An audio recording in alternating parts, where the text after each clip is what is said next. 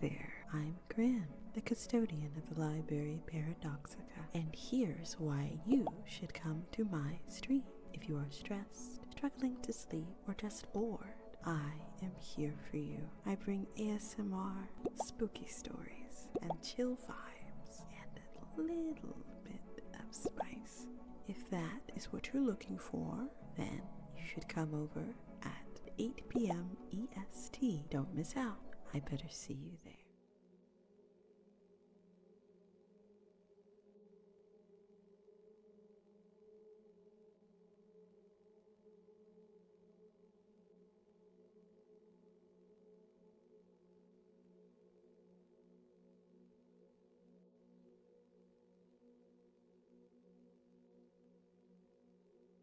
Remember to hydrate, chat.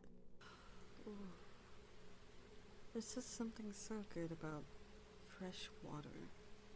I mean, fresh blood is completely different, but there's just something different about like a nice ice cold glass of water. Like you can feel it just lubricating your organs. It's really nice. Make sure to drink lots of water so you can cherish that feeling of lubricating your organs.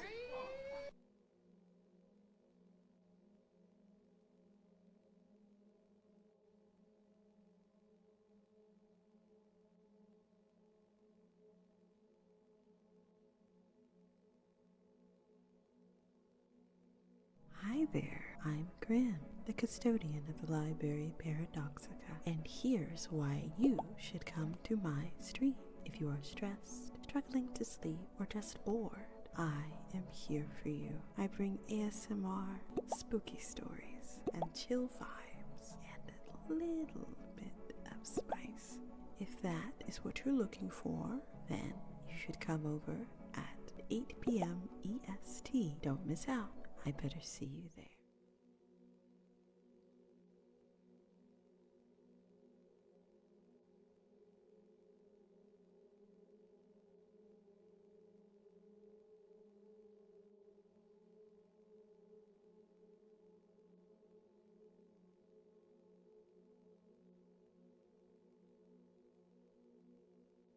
Remember to hydrate, chat. Ooh. There's just something so good about fresh water. I mean, fresh blood is completely different, but there's just something different about like a nice ice cold glass of water. Like you can feel it just lubricating your organs. It's really nice.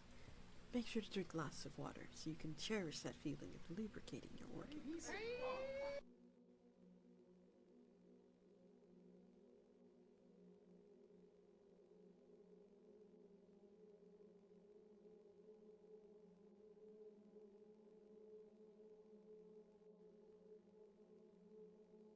Hi there, I'm Grim, the custodian of the library Paradoxica, and here's why you should come to my stream. If you are stressed, struggling to sleep, or just bored, I am here for you. I bring ASMR, spooky stories, and chill vibes, and a little bit of spice.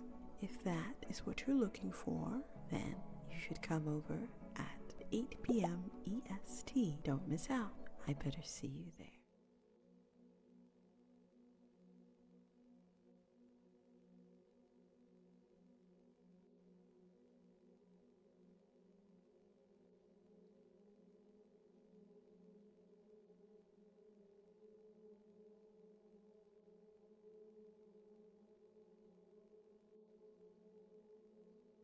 Remember to hydrate, chat.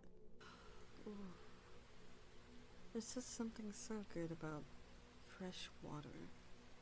I mean, fresh blood is completely different, but there's just something different about like a nice ice cold glass of water. Like you can feel it just lubricating your organs. It's really nice. Make sure to drink lots of water so you can cherish that feeling of lubricating your organs.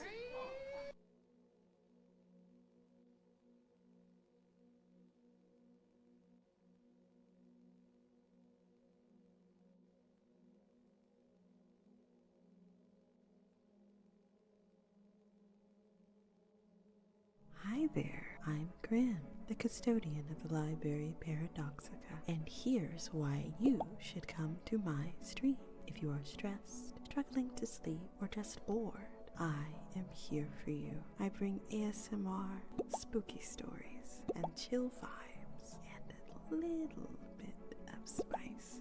If that is what you're looking for, then you should come over at 8 p.m. EST. Don't miss out. I better see you there.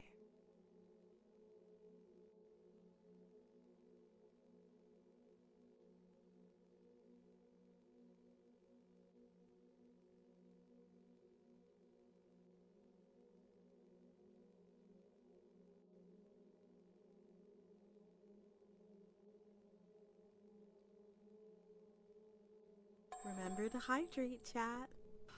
Ooh. There's just something so good about fresh water.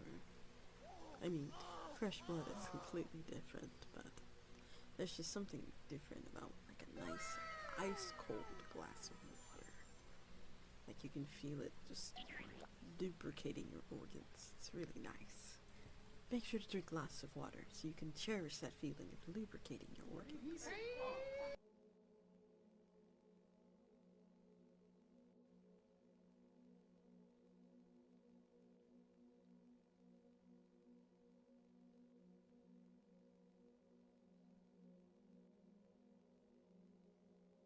Hi there, I'm Grim, the custodian of the library Paradoxica, and here's why you should come to my stream. If you are stressed, struggling to sleep, or just bored, I am here for you. I bring ASMR, spooky stories, and chill vibes, and a little bit of spice. If that is what you're looking for, then you should come over at 8 p.m. EST. Don't miss out. I better see you there.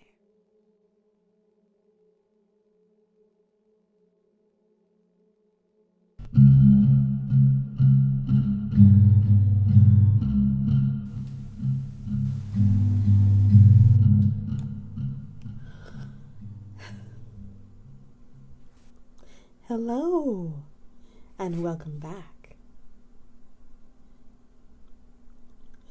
Today is the day that we discuss the Scarlet King. If you don't know me, my name is Grimoire Index, and I guess I'll be a guide today, maybe a spirited researcher alongside you. On Sundays, we explore SCPs, and that is exactly what we're here to do today. Welcome in, my readers!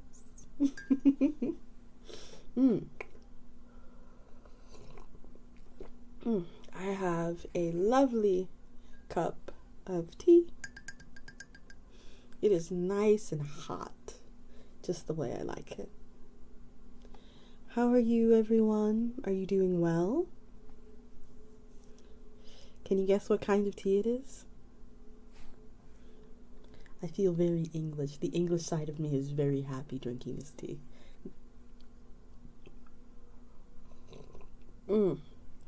That is so good. Yes, it is Earl Grey. The bergamot. The bergamot in this tea is always so addicting. It's so nice. I however drink it. I don't put any milk in it. I just drink it. Just the tea. I don't drink it milky.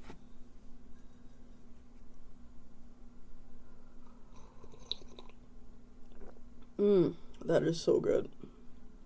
But yes, today we are going to be reading the tales of Earl Grey. Shouldn't generally have milk anyway. Well, shouldn't have milk anyway. Earl Grey shouldn't have milk anyway, generally. Well, I like it with, when I was younger, I used to like it with extra sugar, some milk, and a dollop of cream on top, and a little bit of lemon zest. I know the English people in the comments are probably going to roast me alive, but it's fine.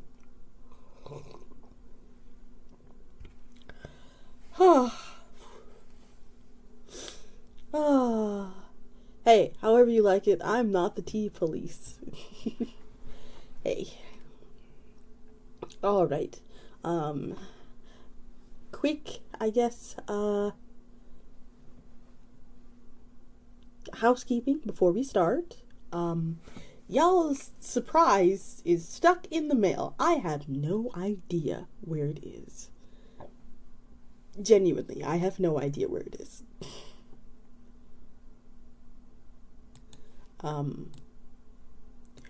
Whether or not, sorry, I needed to sit up straight. Whether or not, it will be here by next week.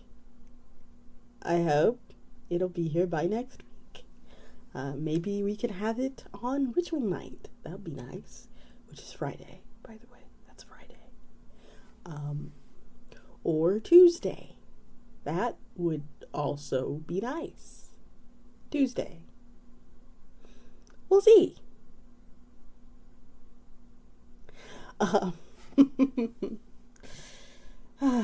Needless to say, we have a couple of videos coming out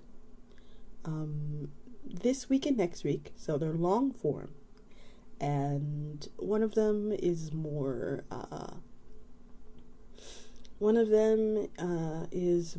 lore based, and the other one is for sleepyheads, because I know we have a lot of sleepyheads, myself included. I was so tired last week, oh my gosh. But it's time for us to begin. Let's get started, shall we? So, according to my post timeline, looks like we are starting with SCP-231. Or 231. I like 231.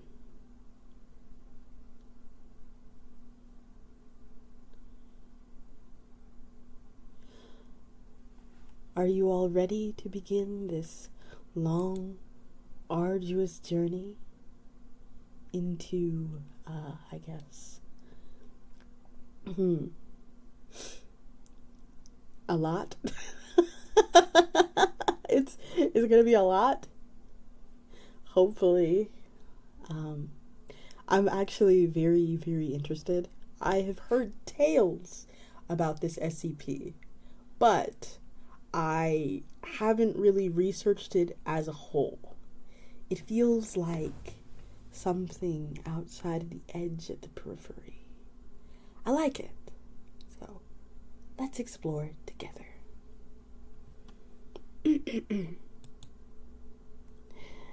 SCP-231. Item SCP-231-7. See Addendum RE Re SCP-231-1 through SCP-231-6. Object Class Keter.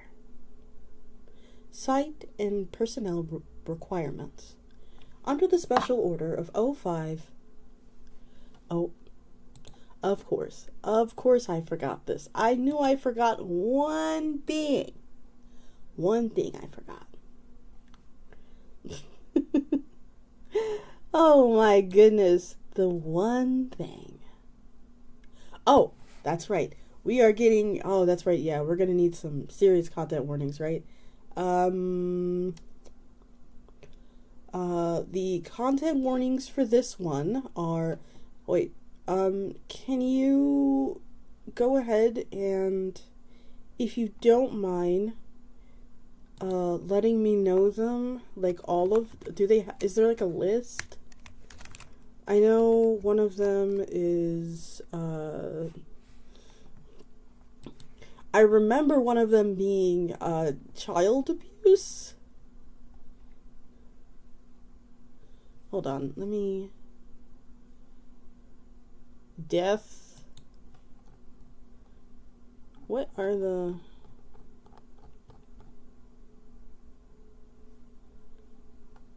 Excuse me. Child reproductive abuse. Here, let me see if I can get it to, like, repopulate.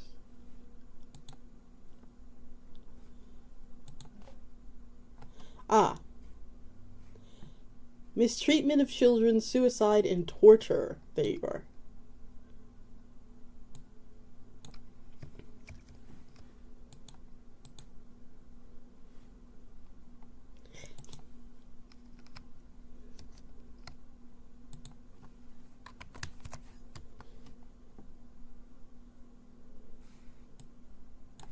Okay. Okay, so if you can hear me, here are the content warnings of this story. Okay? Just in case you didn't hear me the first time. This article is adult content, so we're doing descriptions of severe mistreatment of children, suicide, and torture. Okay? So, now that I have your consent, implied because you're still listening, let's begin. Site and personnel requirements. Under Special Order of 05- the following addendum is attached to the beginning of the file for SCP-231-7.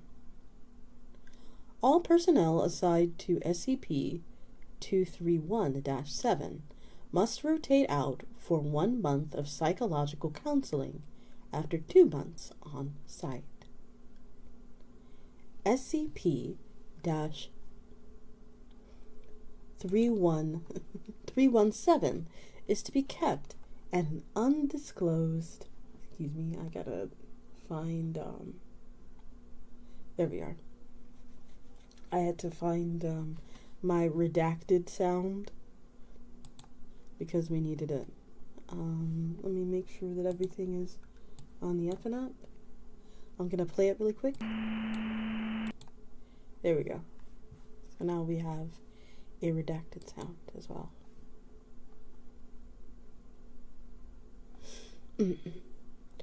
SCP-2317 is to be kept at an undisclosed location. All personnel assigned to SCP-231 will be transported there blindfolded from Site 19 by a route including no fewer than 7 forms of transportation, not included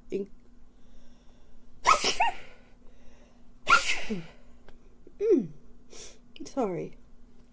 Not limited to aircraft, automobile, underground tunnel, and removal of the blindfold during the transportation process is grounds for immediate termination.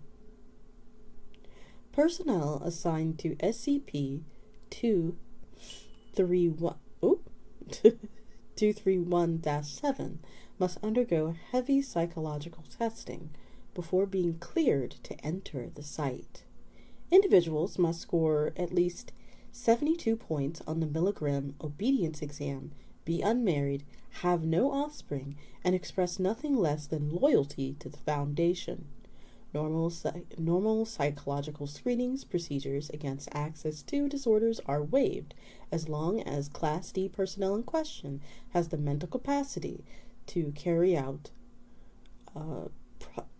Procedure 110 Montauk as needed.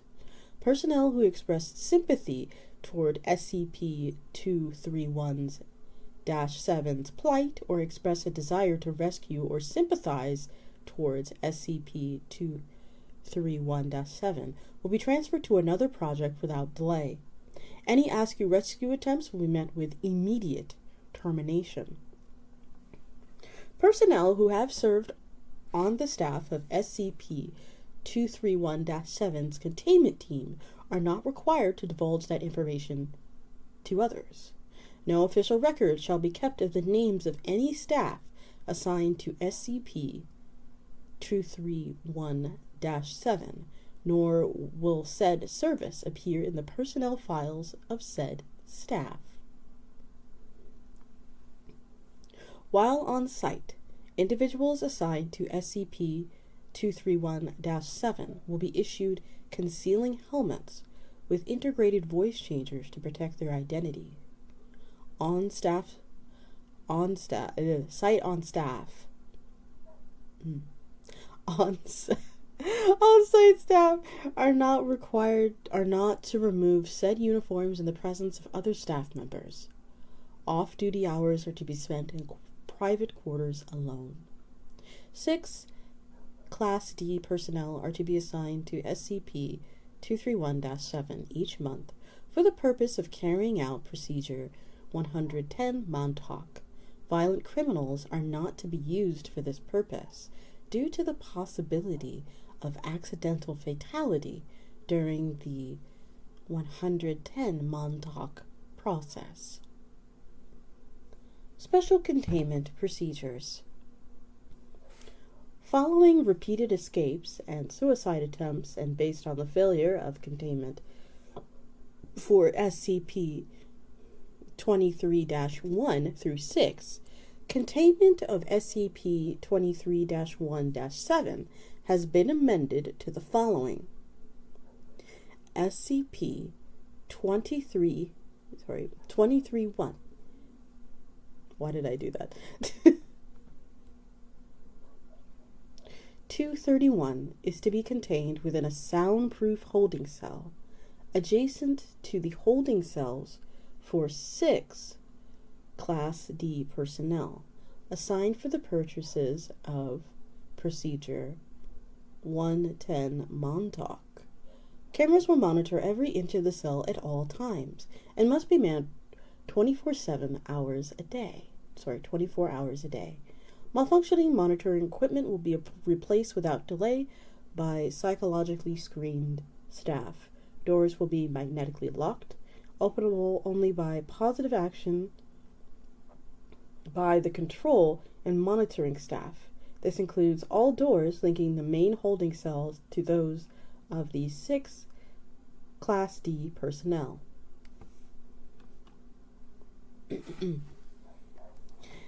SCP-231-7 is to be kept restrained to a hospital bed at all times, except for the purpose of Procedure 110 Montauk. Hydration will be provided through an IV drip. Feeding will be carried out twice per day through feeding tube approved by medical personnel who have not taken the Hippocratic Oath. Under no circumstances are narcotics, anesthesia, or any unapproved medications to be administered to SCP-231-7.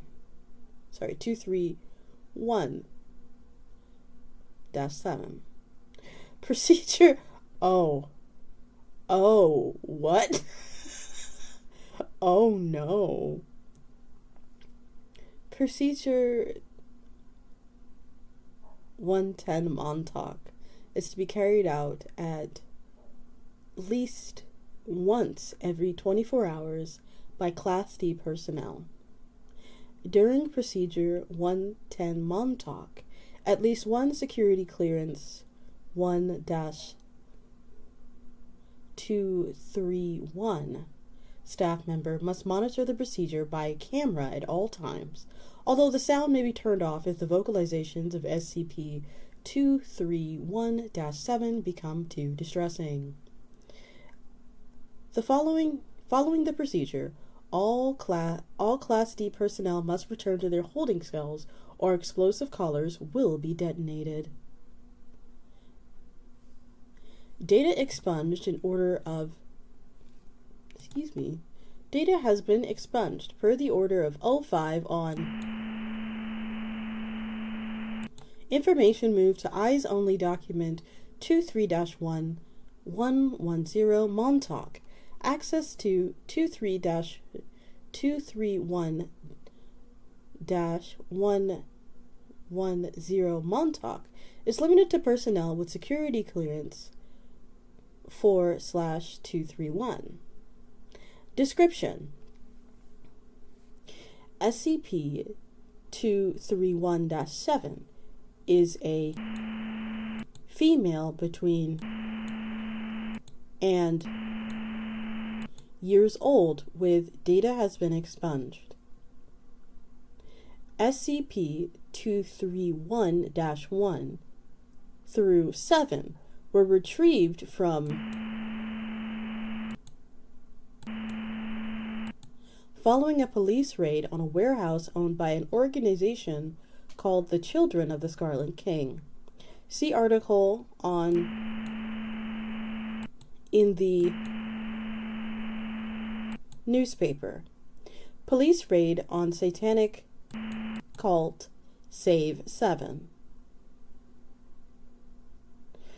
24 hours after the rescue, SCP-231-1, real name,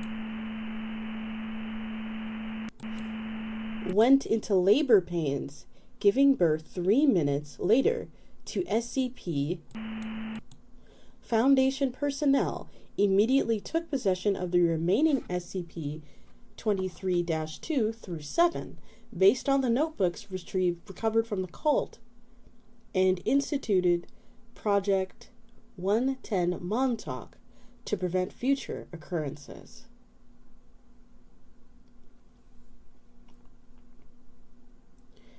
Addendum 231-A. Current status of SCP-231 units. SCP-231-1.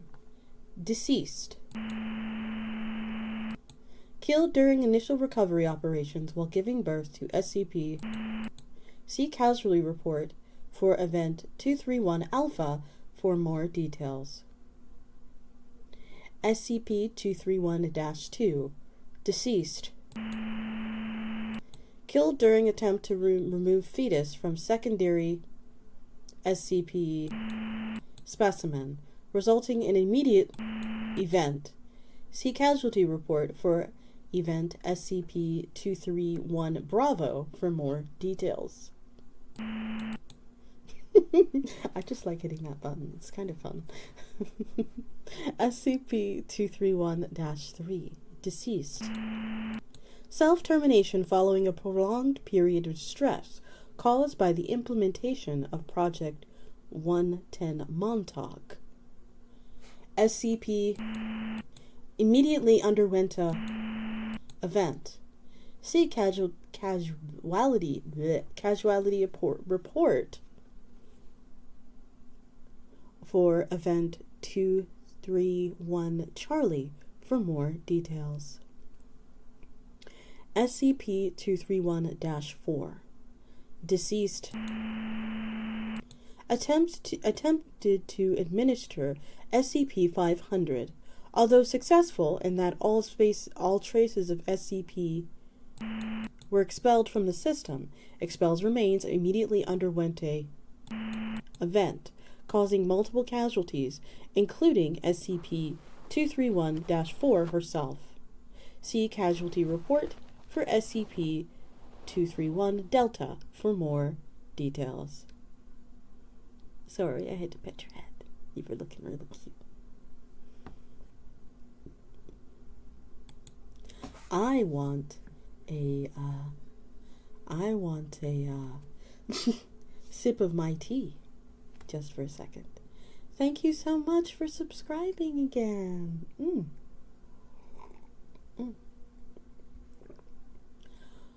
Oh, this is really heavy, isn't it?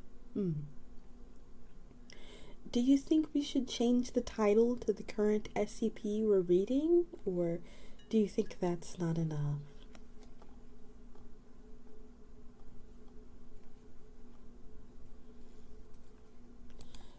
Okay.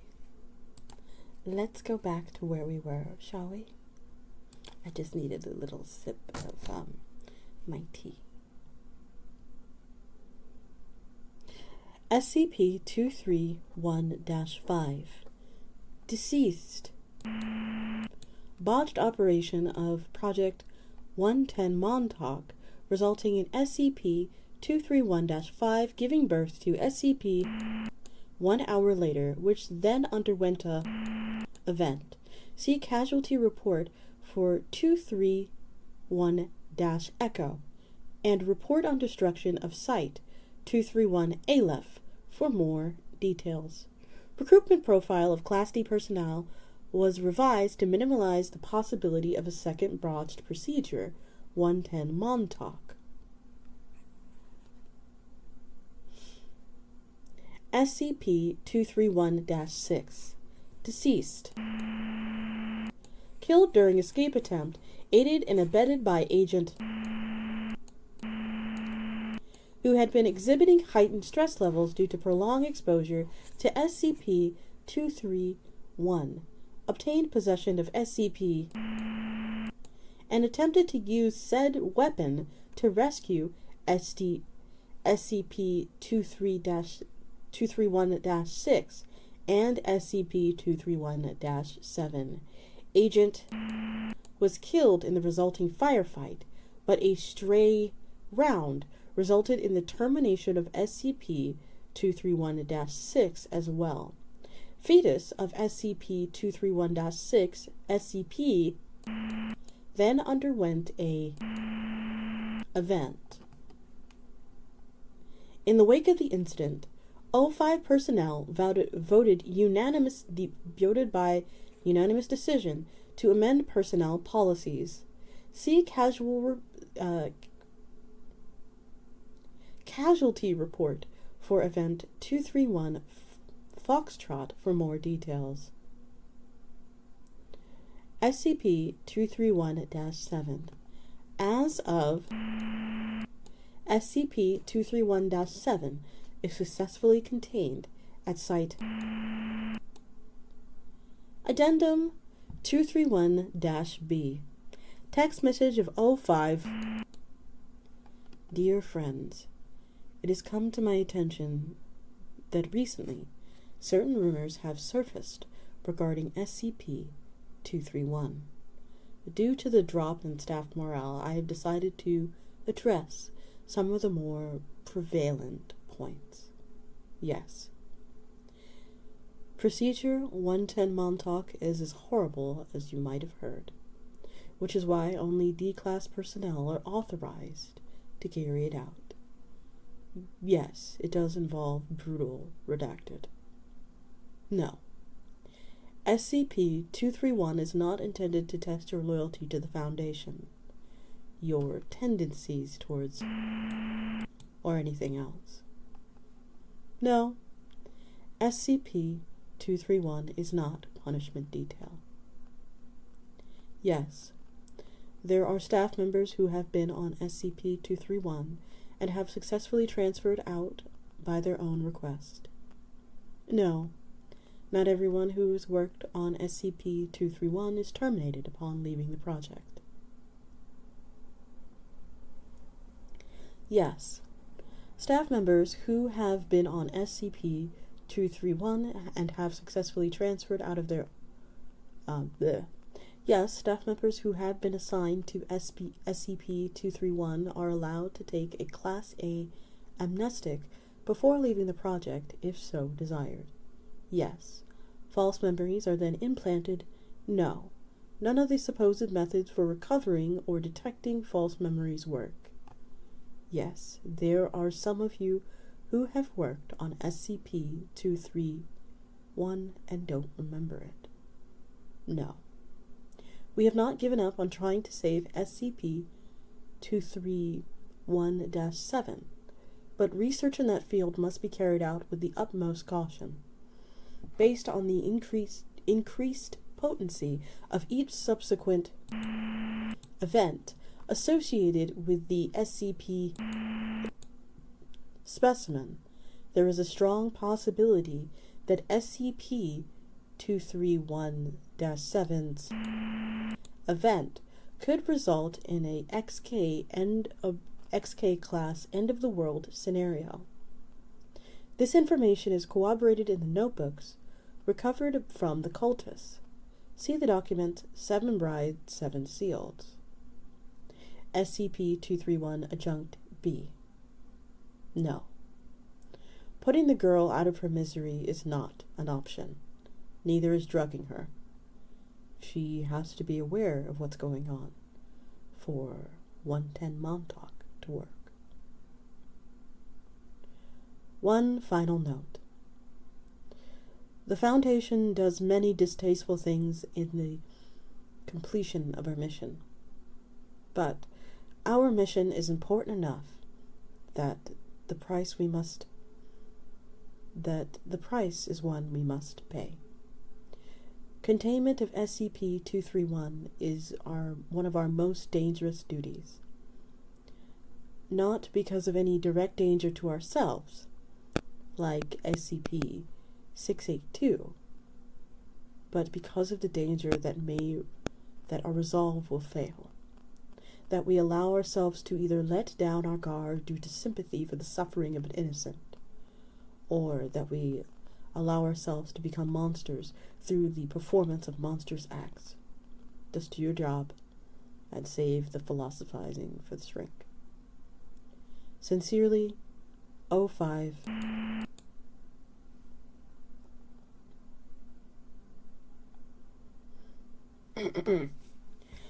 Addendum 231-C Update.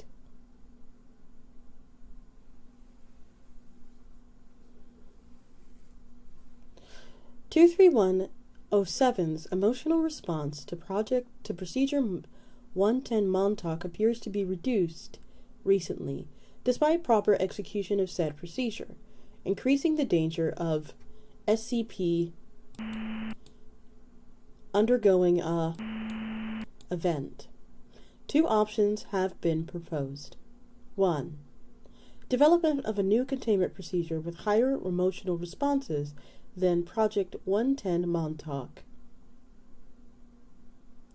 2. Administration of a Class A amnestic to SCP-231-7, allowing a return to base emotional response state.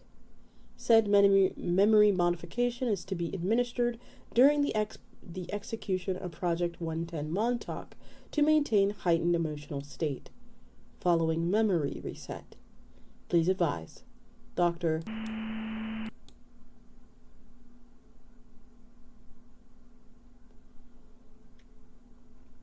Addendum 231-D Decision.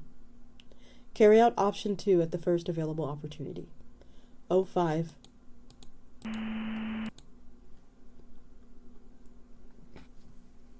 Addendum 231-E Aftermath. Option 2 was carried out. SCP-231-7's emotional state returned to 100% efficiency. Dr. subsequently committed suicide due to the heightened emotional stress. Will continue analysis of efficiency of treatment. Dr.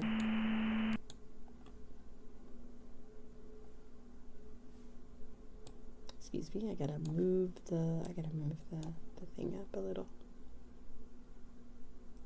Addendum 231-F.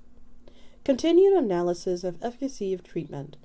After some analysis, I have determined that it is not necessary to perform memory modifications every time Procedure 110 Montauk is carried out. In fact, it's better to delay for some time before administrating the agent. Analysis of SCP-231-7's emotional response indicates the efficiency of SCP-110 Montauk seems to peak between the third and fourth performance of the procedure. The dread of anticipation of events seemed to heighten emotional response for a time before familiarity with the procedure proceeds to lessen the effect of the treatment. My recommendation that Class A amnestics be administered once a week during Procedure 110 Montauk. The calendar has been modified accordingly. Dr.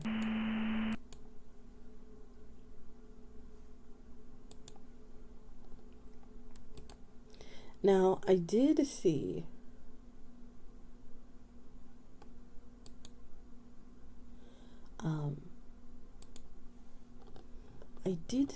a couple of red links here. So let's go back through and go through them. There's a Scarlet King link here. Let's click on it.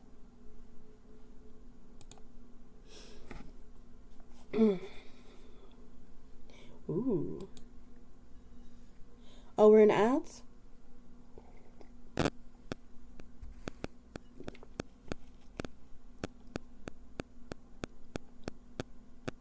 Isn't this one just fun? Oh boy. It is. It's really dark in here.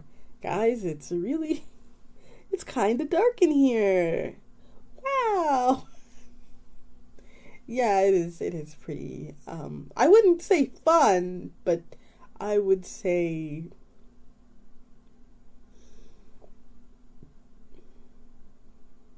oh, getting random static? It stopped now?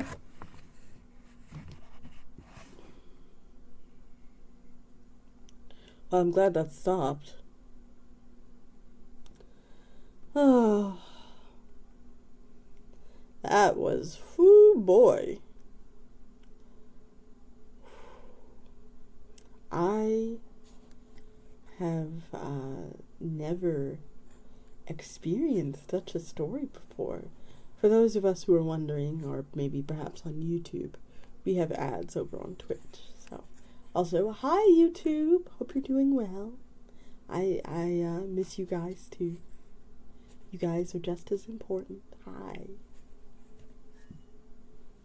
In case you're just tuning in, we are reading the Scarlet King and everything that has to go with SCP 231 and, you know, everything that has to kind of go with that.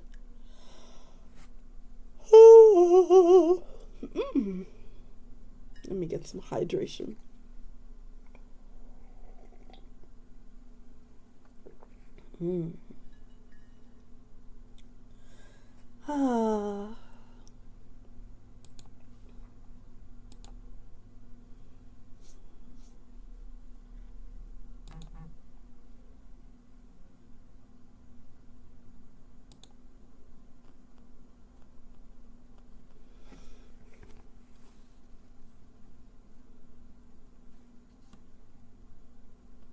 Also, I saw that we gained another reader. Welcome in. I'm gonna go ahead and put myself on Do Not Disturb so I'm not disturbed by noise. And let's get started, shall we?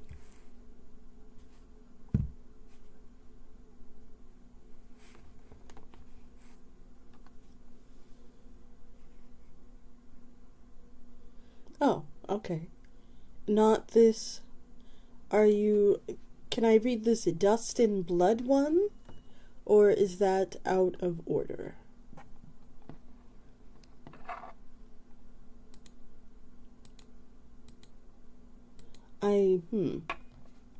I'd like to read this one. I think it's very Davite.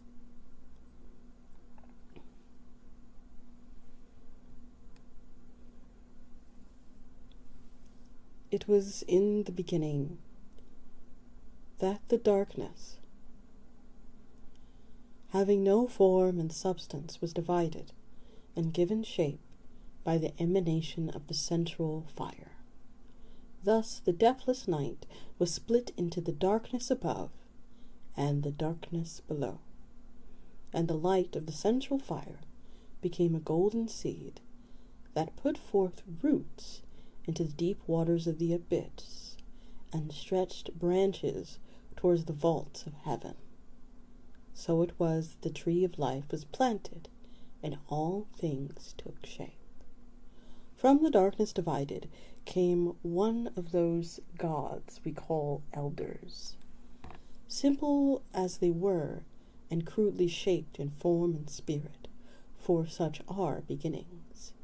Those of the darkness below basked in the light of the central fire and drank deep of its radiance. Those in the darkness above. Those in the darkness below were shaped by want and isolation. The names of the gods are lost to us, all save for Karak, the worm.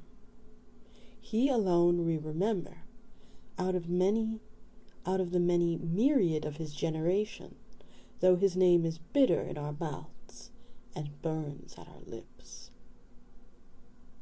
Lowly Karak, a scavenger in the deep who crawled into the shadow of greater powers, possessed by chance, a blessing and curse rare in that generation. He knew himself. In knowing himself, he knew fear, pain, and hunger. For no one who knew themselves are free from suffering. It is a burden that may be endured, but in the barren depths of the great abyss, Karak suffered alone.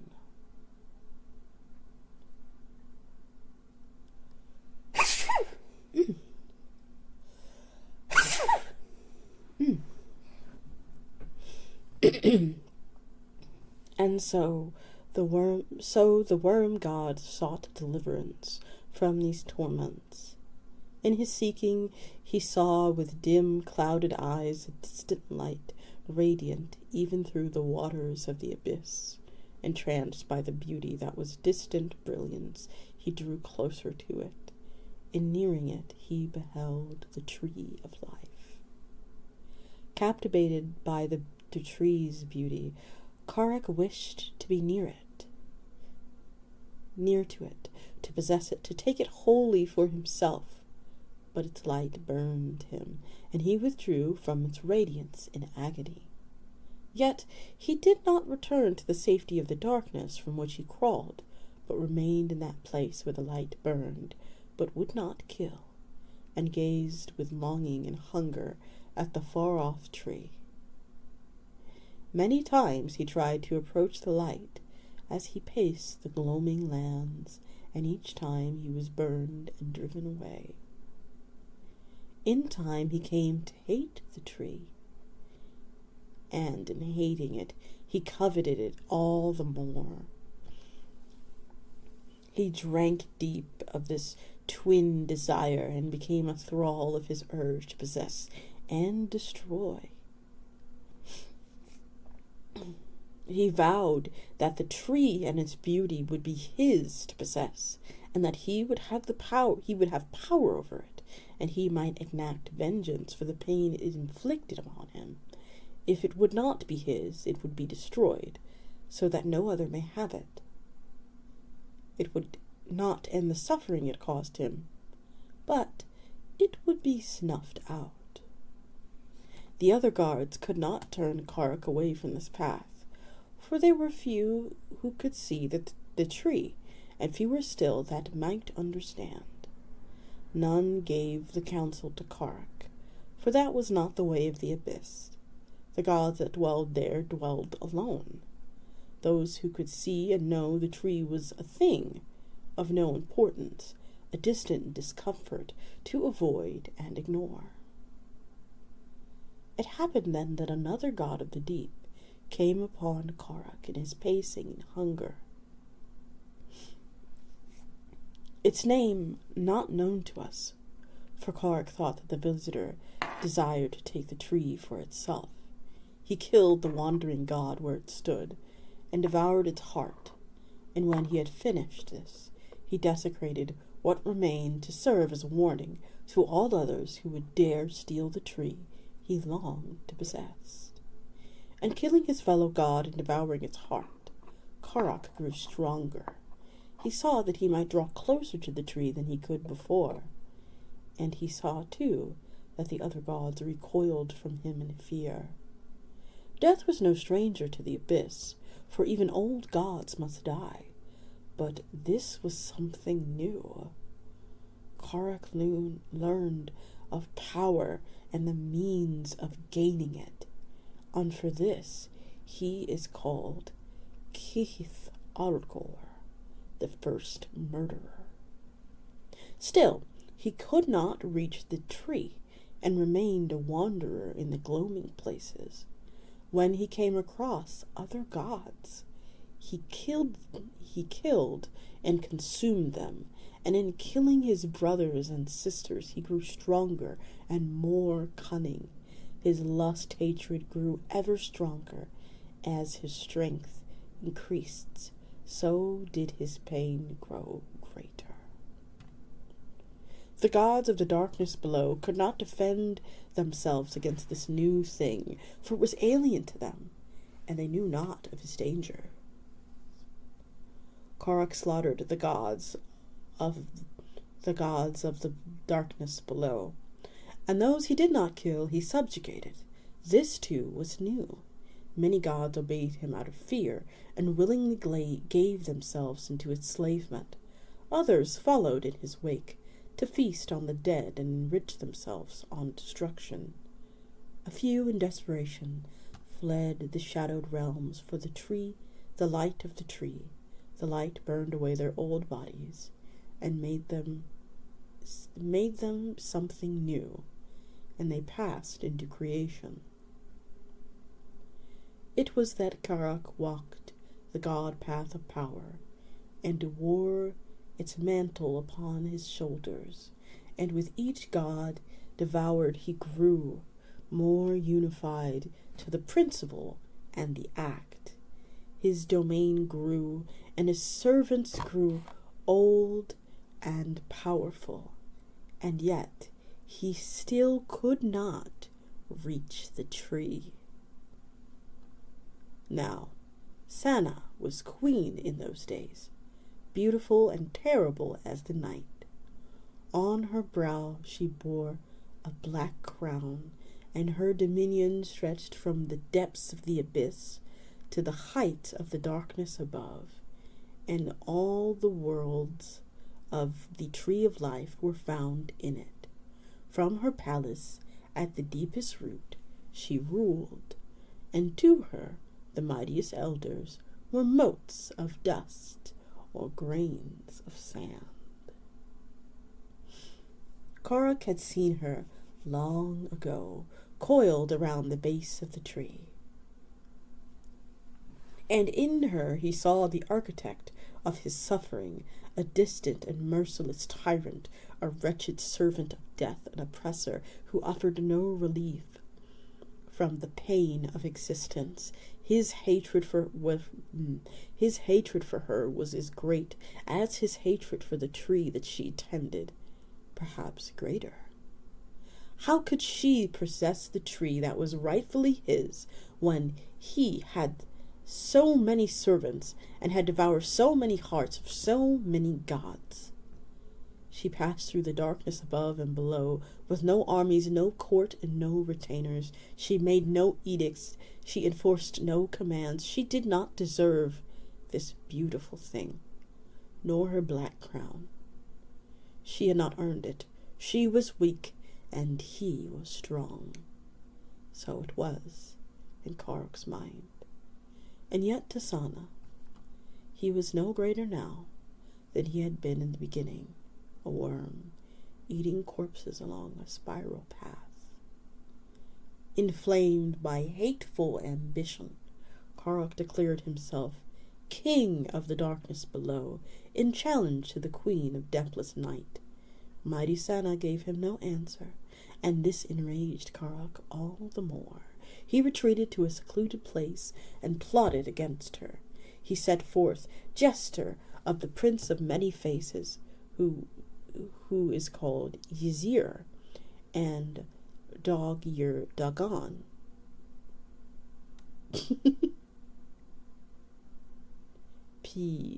P-P-Hate, and the Laughing One, to the palace of Deep Roof, for he was an old and clever god who had known Sana long before. The prince did as instructed and met with Sana. He was her guest for 3 days, while Karak gathered his army in secret nearby. On the last day of his guest stay, the prince uncovered the hidden door to her private garden and left it unlatched so that Karak may enter in secret and hide himself there. The next day, before the prince departed, he walked with Sana through her garden, and they spoke of things which mortal men cannot know. Passing by Karak's hiding place, the jester spoke of a chosen word so that the worm might hear it. This was the word of betrayal, and by this word Karak struck mighty Senna with a grievous wound. He sent forth a signal to his captains, and his army assaulted the walls and the gates. His war slaves swarmed through the palace at deep root, but they find it empty. Mighty Sana, first and only true queen of the world, had no need for servants. Karak then took Sana by force and laid with her for 7 days and 7 nights. And for 7 nights and 7 days the queen of deathless night fought against him. Her howling could be heard to the very edge of the abyss. His eye he lost, the bones in his body were crushed, but the injury he dealt to the mother that of those beneath us was too great, and on the 7th night she died beneath his onslaught. Clad in her blood, wounded Karak rose from her corpse, tearing the black crown from her brow and placed it upon his own. And from then on was called Shormash-ul-Dal, the Scarlet King. He took the palace of deepest root as his own, and declared his sovereignty over the darkness above and below, and the tree, and of the tree, and of its world. 7 daughters were born of Senna. 7 daughters of the Scarlet King came forth from her. The king saw this, and took them by force to be his brides. Upon their heads he placed 7 seals, so they might never escape him through death. By them the king sired 7 ranks of abomination, and those 7 orders of leviathans that are his most beloved servants, and march at the front of his war. Of the 7, this can be said. The first bride is Avatik, beloved of the king, for her loyalty was rewarded with a great demesne among the conquered worlds, and her children elevated above all others in wisdom in the ways of war.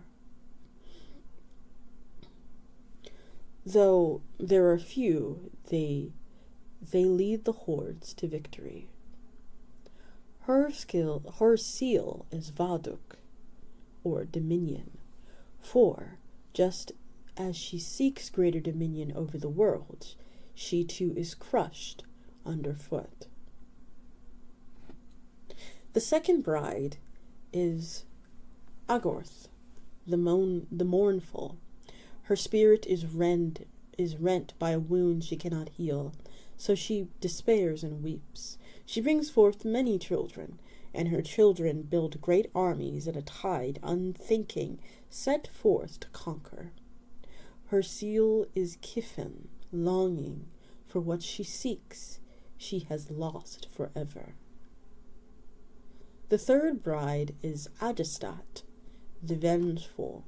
She wields hatred like an unquenchable fire against her sisters and the blasphemies upon the sacred ground, bringing ruin upon all she surveys.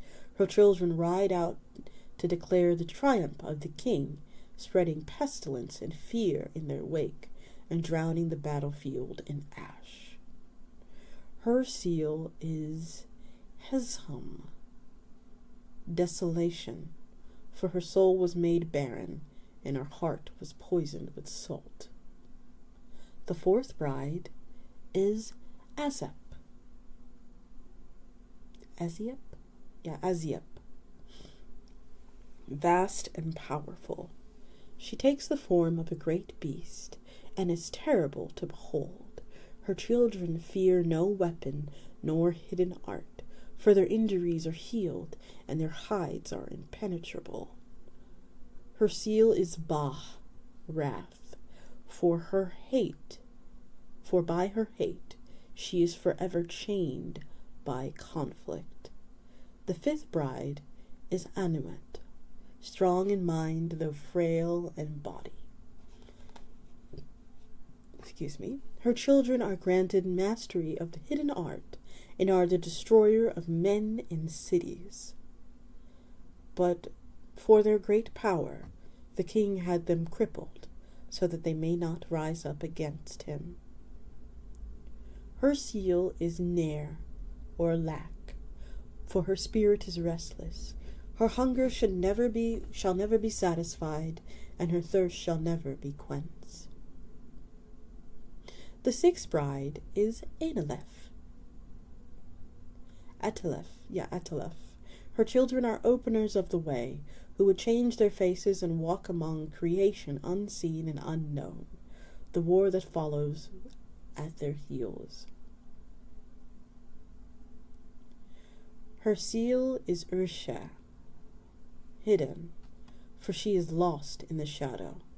The last is Abed, the seventh of the seven. She alone endures unbroken, though she is smallest and weakest of her sisters.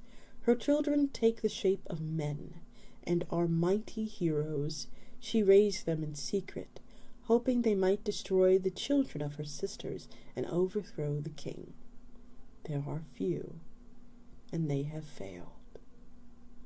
Her seal is Okapet, hope, for there is no greater torment, and yet she endures.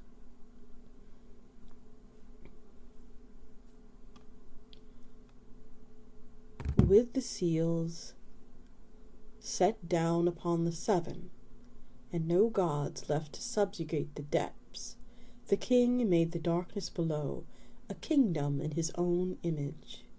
He sent forth his legions against the tree, so that he might last possess what he hated and destroy what he desires.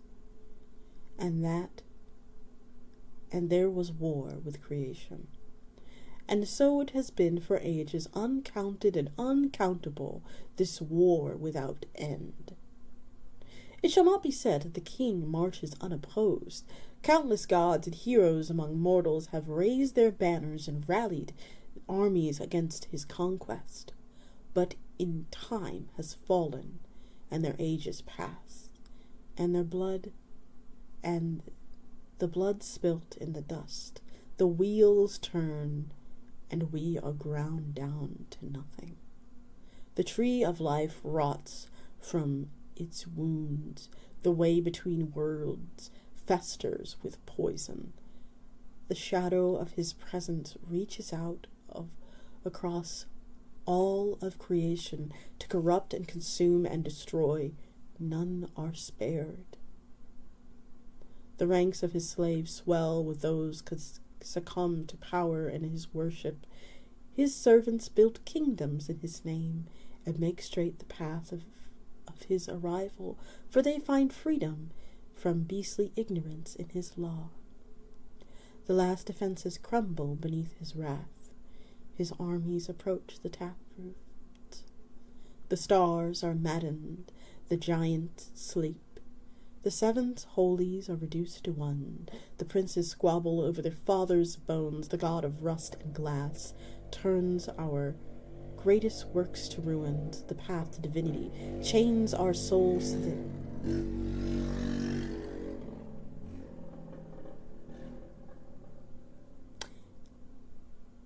Thank you. The path to divinity chains our souls to the city on shore and its hanged king. The winnowing womb enslaves our flesh. The brass goddess is broken. The serpent has fled. The great Ondunu is struck down. The heroes are old now. The armies exhausted. The children of Abbott are slaughtered and scattered. Mighty Senna is dead. Threefold death, high above the depths, watches.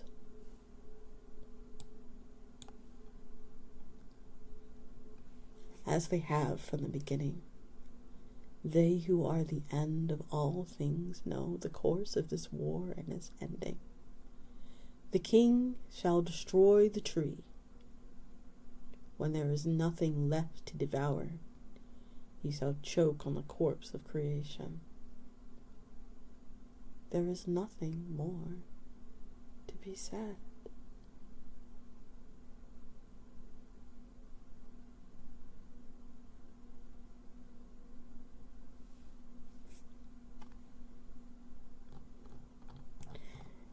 And that was Dust and Blood.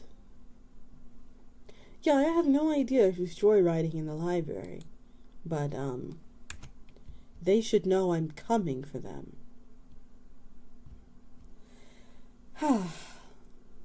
Did you enjoy that? I think I liked that tale a lot.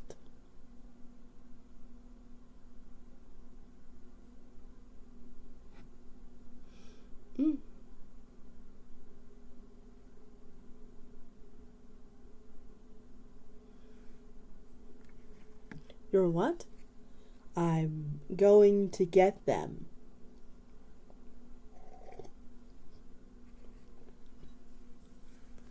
Ignore what I said earlier.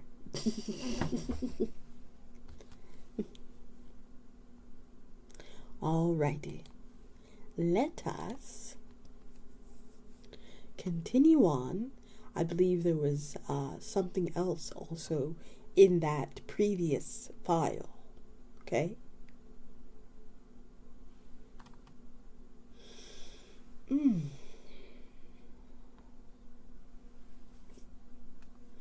That was a very engaging tale. Yeah, I really liked it.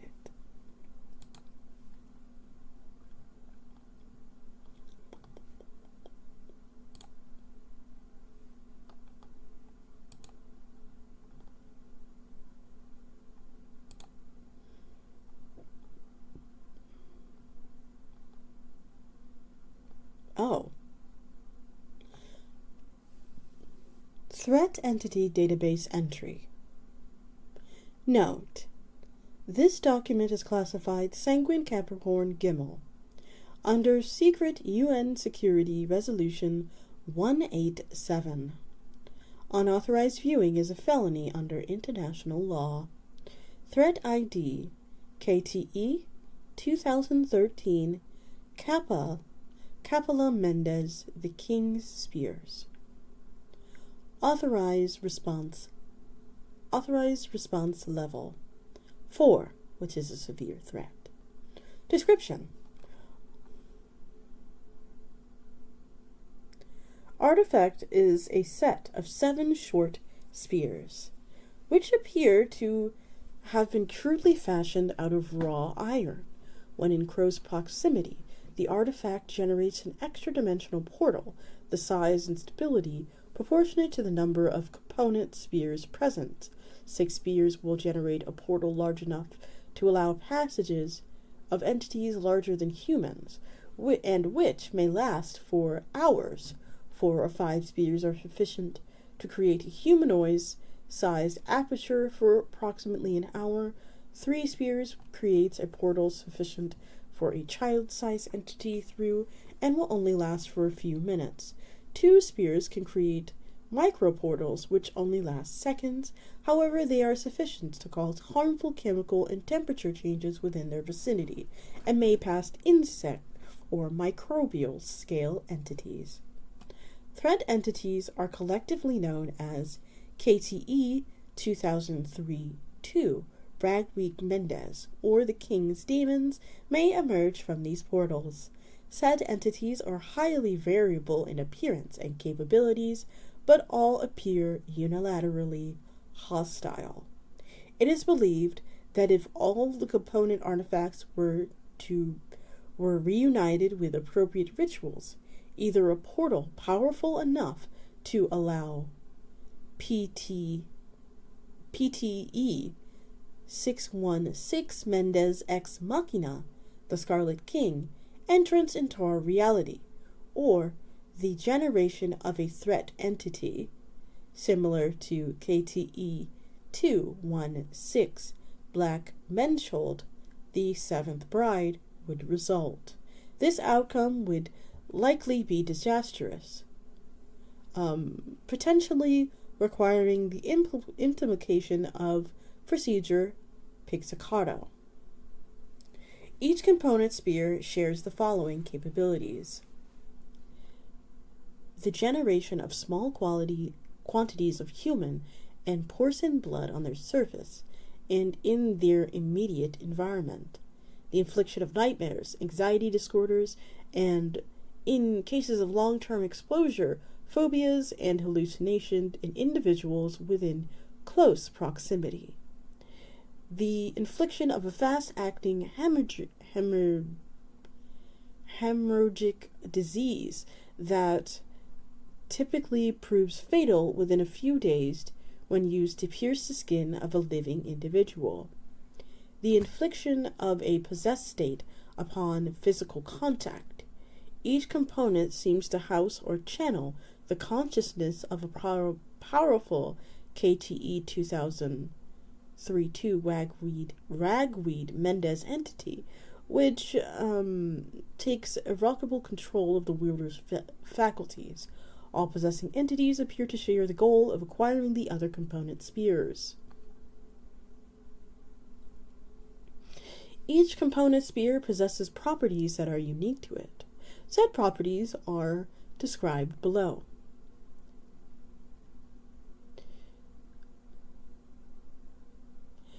KTE 2013 Alpha Kappa Mendez Freud, hereafter referred to as KTE 2013 Alpha, when used to pierce the skin of an individual, will create a trance-like state in the victim.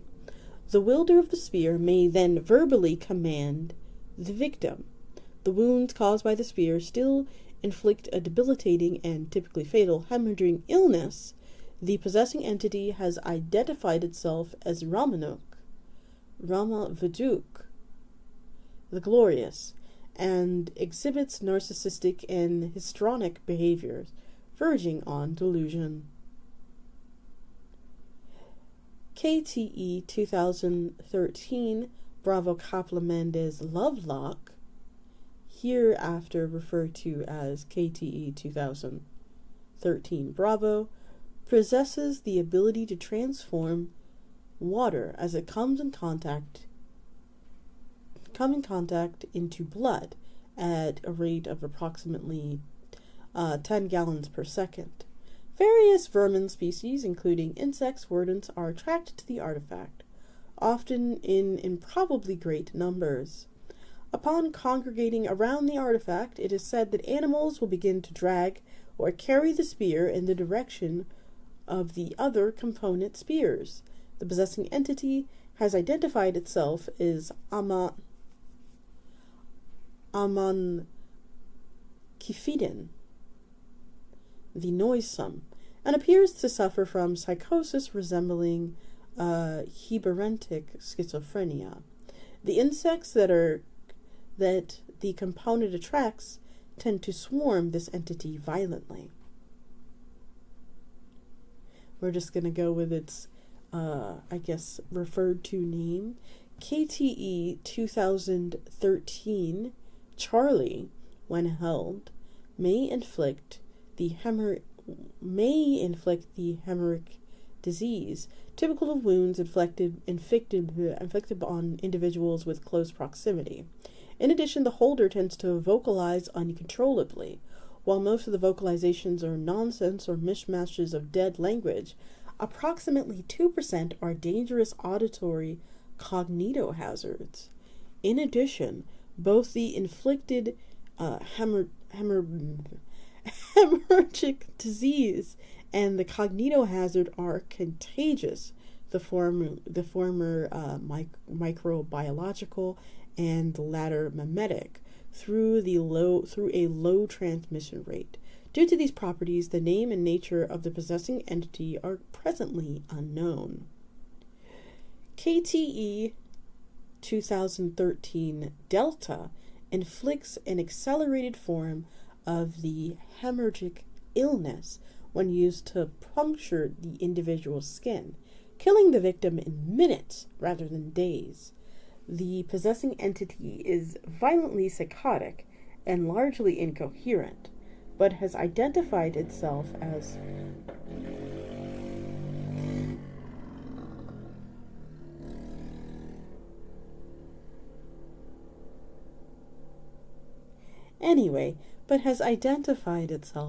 Karba. And it also looks like we are on a break. Oh, this is the Occult Coalition. Yes. Those Joyriders again. Yeah. They're pretty terrible around this time of year.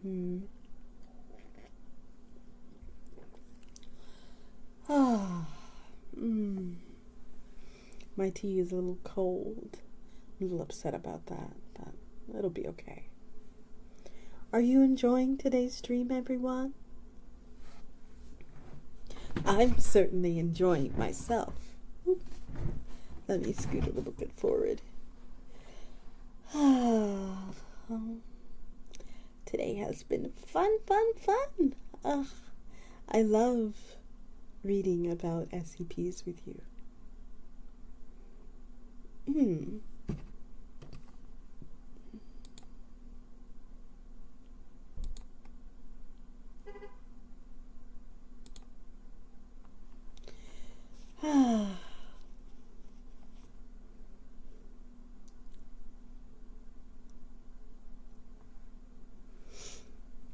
I always enjoy. I'm glad. Hopefully your gifts, your big gift, will be here on,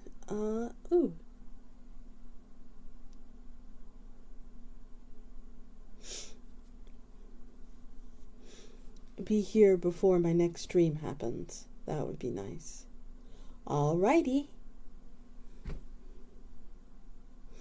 I also just realized that V Bridger isn't on, so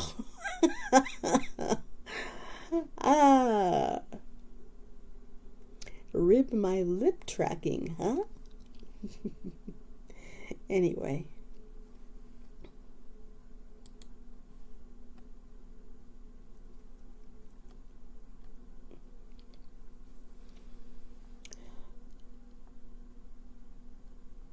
KTE 2013 Echo grants the wielder a low-level type green entity, most notably pyrokinesis, levitation, and the infliction of hallucination. In addition, the spear seems to power the abilities by draining energy from the wielder, causing crippling muscle atrophy and eventually fatal multiple organ system failure. No wielder has survived longer than a week. The possessing entity has identified itself as Tolthnir, the Broken, and seems to possess the unstable, malignant megalomania, typically finds in late-stage green entities. KTE 2013 Foxtrot allows the wielder to open a form of an extra-dimensional aperture, allowing instantaneous travel. Said portals appear as a wall of fire and of a roiling shadowy substance, and any individual using said portal other than the wielder is instantly killed by it. The name and nature of the possessing entity are currently unknown, as the wielder would not speak after picking up the object. They will, however, attempt to immediately gather the other component spears using the created portals. The properties of KTE 2013 Golf Kapla Mendez are currently unknown. Rules of engagement. Components of KTE 2013 have provided resistance to mundane and thaumaturgic attempts to liquidate them. Any users or cults in possession of unrecovered component spheres are to be immediately liquidated. Direct physical contact with components of KTE 2003 is to be strenuously avoided. Agents who make physical contact with the artifact component are to be assumed compromised and immediately liquidated. An arrangement has been reached under Sanguine Capricorn Gimel with the Foundation for the long-term containment of KTE 2013 components until such a time as they can be liquidated. The Foundation is storing the artifact components as black box items and has agreed to turn them over to the Coalition agents if an effective method for liquidation has been discovered. History. 6 of 7 KTE 2013 components were recovered by the Foundation from a raid upon a group of Mendez cultists or Children of the Scarlet King, which also recovered KTE 2016 Black Men's Child, the Seventh Bride. The seventh component, KTE 2013 Golf, is still believed to be in the possession of Group Mendez. Physics Assessment. Team 721, Lazy Wolf. Background report regarding Group Mendez. Compiled by Team Leader Bugs. 182122066/721.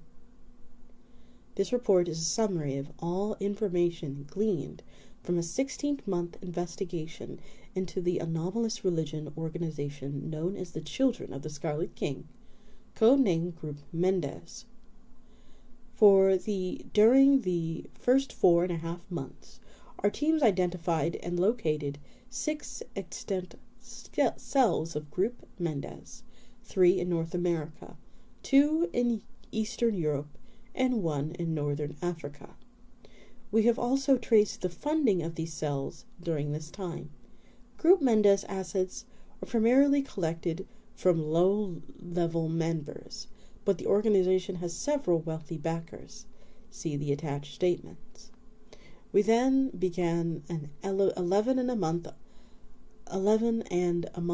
a half a month operation to monitor all 6 cells thoroughly as possible. 2 of our members with undercover experience, operatives Henpeck and Wookie, were implanted in what is presented to be the original spell, as well as the largest in the state of Alabama, USA. Operative Hobo remained as their handler. The unit was split into 3 teams of 2. Electronic surveillance was set up in California, operatives Wooly and Uggo, and Britain, operatives Poppy. Oh, hello. Operatives Papa and Rolf. And the other 3 locations in Louisiana, France, and Egypt were monitored by the group's Type Blue assets, Sparkle and Prankster, via scrying. Our findings were immediately concerning. In addition to the wealthy benefactors, Group Mendez had obvious links to certain extremist paranormal groups, though it should be noted that the organization is largely shunned. Oh, wait, is that Luna? Oh, come in. Hello. The group also displaying a disturbing set of dogma. While the outer circle presents itself as a standard right-wing millennialist fire and brimstone Christian church, the inner circle has a philosophy of enlightenment through violation and and eschatology involving Satan, the eponymous Scarlet King. While the entity is not currently believed to be the Judeo-Christian deity, it has been thoroughly conflated with the Prince of Darkness, winning the Battle of Armageddon, destroying Earth, and rewarding the faithful with rulership of the subsequent hellscape. Group Mendes is composed of the kind of psychopathic demon worshippers that media hysteria in the 80s seems to invert the worst, and they possessed fragments of paranormal knowledge and potentially one or more parathreat artifacts or entities if the stories of miracles are to be believed. Hi! A rough estimate puts the number of Group Mendes cultists around 8,000, a quarter of whom belong to the main branch in Alabama. They surround themselves with dupes, however. The fundamentalist Christian outer circle is composed of around 60,000, more than a third who attend churches and church functions associated with the main branch. Further, the outer circle of the church seems to be a Second Amendment activists in America and have a dogmatic personal belief that they need to defend themselves from secular governmental authorities. Inner circle members have stockpiled weapons, money, influence, and potentially parathreat artifacts in the course of several years. Covert liquidation of Group Mendes would be almost impossible. Also, there has been recent activity in the main branch, apparently related to some prophecy or scripture other than operatives Henpeck and Wookiee were not made aware of. A high number of ranking cult members, along with several cultists suspected of being low-level Type Blue threat entities, have left for an undisclosed location. Operative Wookiee reports seeing several items, apparently rusted metal staves, potentially ritual implements, being loaded into a van. The significance of this is presently unknown. Shortly thereafter, Operative Prankster reported that his surveillance had been compromised through thaumaturgic means and all his assets were withdrawn. A Foundation agent made physical contact with one of the component spears and subsequently acquired the other components and fled. Said agent was liquidated by coalition forces in Johannesburg, South Africa. See file LTE 2126 Green Menchild, along with number KTE 2032 Ragweed Mendes entities. Component artifacts were subsequently recovered. One of Strike Team agents made in contact with KTE 2013 Delta, however, and subsequently assaulted and killed 2 teammates before being liquidated. So, what you're telling me is that the coalition has been keeping tabs on these staves. And just in case you guys weren't here, if you gather all of the staves together, it essentially creates this portal that allows the Scarlet King to walk through. Scarlet King himself, and I'm assuming his armies to walk through. I'm assuming that's how he gets into our world to enact great peril, right? And you're telling me that one of these is in Alabama? Oh my goodness.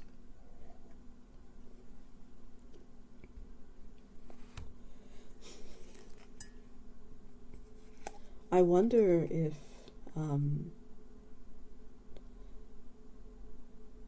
it's certainly a little, I feel like it's a lot more fringe. Like definitely a lot more, like the type of, like the inner circle is a lot more fringe than the outer circle. I wonder if there's like a way that they try to like excuse me, kind of gel the two circles together.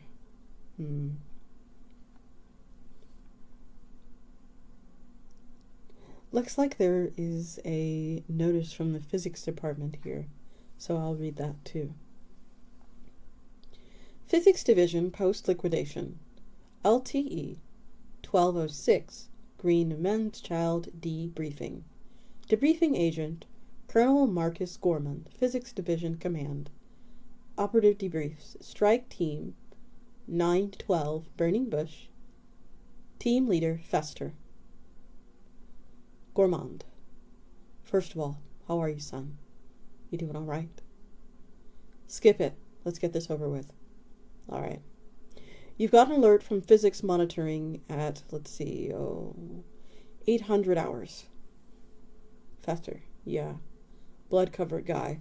Spotted flying in a Johannesburg slum. We rolled out. Got to J-Town around 1100 hours. Light loadout. Gray suits. Stealth. First strike capability. We didn't know about the spears at this point. We thought it was some wonky type green. Alright, you arrived in Johannesburg. We got to the slum where the PTE had been seen. Standard recon Veritas. Imaging with a stealth drone. We found something.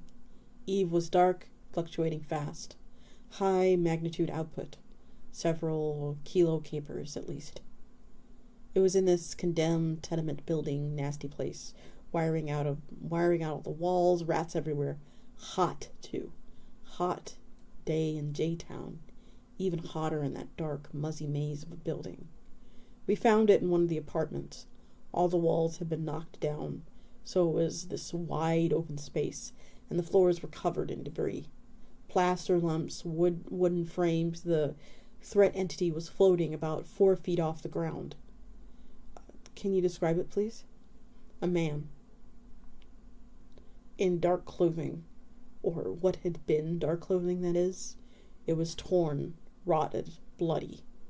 It had 6 spikes drawn through it. The artifacts we recovered. They were driven through its torso in a pattern like they were fanning out. The halves of the spears, I mean. It was grinning, laughing.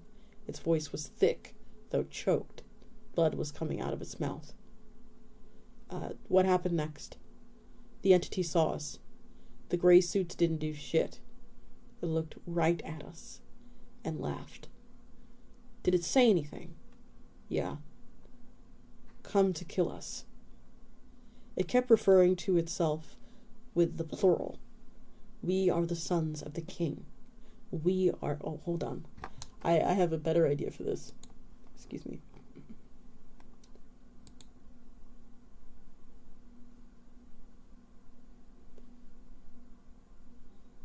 Hold on. Is it possible that I could still do this? Excuse me.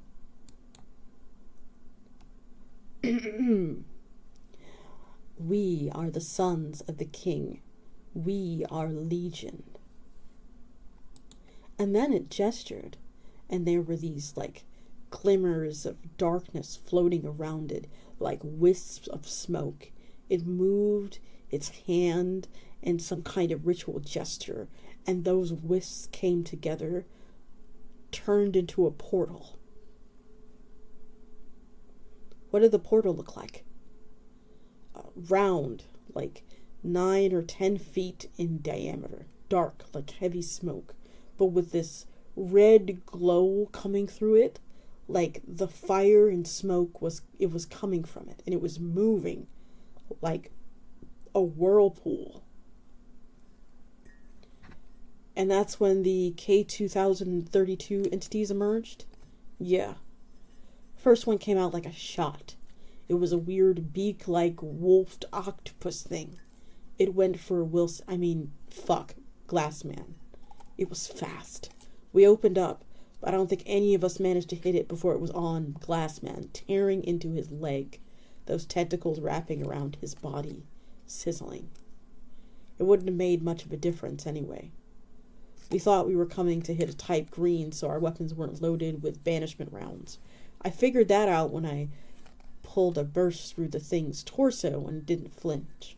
I ejected my magazine and went for my demon killers, but the thing already had Glassman on the ground, tearing at him. Another one came out of the portal as well. This big floating thing with the cow skull. It let out a noise like white noise and gestured, and the thing that on Glassman came away. I looked where the other thing was, pointing at me. It started coming at me. I managed to get the mag in just in time. I put a burst through the thing, through its skull, as it just as it pounced, and it hit me, bore me to the ground. But it was already dead. Those things don't leave much of a body, you know. As soon as I hit the floor, it started disintegrating on top of me. I could get up in just a second, covered in the stinking goop, but I was mobile. But in those couple of seconds, the third entity jumped out. This little imp-like thing. It threw a fireball at Fridge. It hit him in the arm. He couldn't put it out. I understand they had to amputate the arm. Gourmand. He'll be getting the best prosthetic we can provide. Damn right. The real good paratech stuff. He'll get it. Continue with your account, please. The team all realized they needed banishment rounds, so they started changing their magazines. I shot the imp thing as soon as the thing with the beak disintegrated from the floor. It came apart. Its skin was like tar, but its insides were like oil. This thin, iridescent yellow stuff. It mewed on the ground for a moment before melting away. The third one seemed to realize that things were going against it, and it turned to go back in the portal. But the guys had all changed their mags, and we all fired at it at once. It came apart like a pile of rags. Where was the humanoid threat throughout all of this? Watching. Laughing. This only took a few seconds, you see. Once the last demon was dead, it stopped laughing. It waved its hand, and the first portal drifted apart. It waved its hand again, and threw this wall of fire at us. It wasn't enough to really hurt any of us, but knocked a couple of us around and distracted us. It gestured again, and a new portal started to form. We were firing at it, but I think someone, Pigeon, got a real good shot off of it. Hit it right in the temple, blew most of its skull off.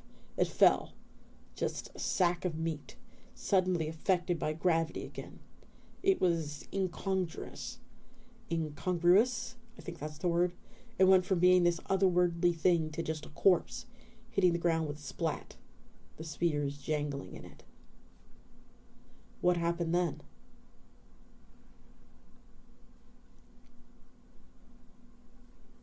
We got up. The team medic, Hype, went to go help Fridge. The rest of us walked over to the corpse. It looked pathetic. Just a lump of meat, with all those spikes sticking out of it. Pigeon went to pull one out, like she felt sorry for it, wanted to give it some dignity. But I think as soon as she touched it, her face twisted. She put her boot on the corpse and just ripped the spear out. And before we knew it was happening, she turned and stabbed Caboose right through the gut. She just started screaming. Screaming what? It was pretty incoherent. Just tell me what you heard.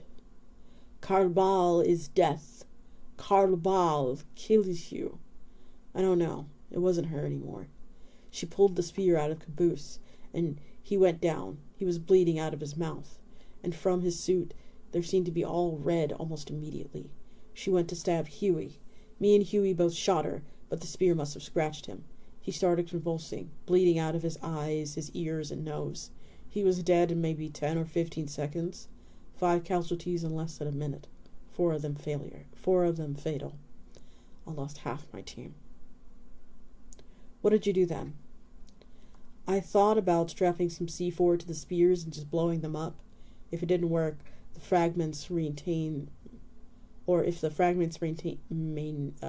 properties, it would have just spread it. So we packed them up using the heavy warded gauntlets, all according to spec, and brought them back to base. Alright. Thank you, Operative Prester. I want you to know that all the team members you've lost today are going to be posthumously decorated. Good. You liquidate those spears yet? Not yet. We're having some trouble with them. Get it done. Those things are evil. They need to be destroyed. 3 days after recovery. During testing to find a method of liquidation, reality-stabilizing thaumaturgy failed, resulting in an extra-dimensional portal opening. Several KTE 2032 Ragweed Mendez entities emerged, and the Coalition's forces took heavy losses. Separating the objects was subsequently found to prevent portal formation. Artifact components subsequently were there held after in separate facilities. Pitolami Division Liquidation Expert Derek Wells, M.E. report on methodology to neutralize KTE 2013. KTE 2013 Kaplan Mendez has provided a singular challenge. We shield the component artifacts to almost 1.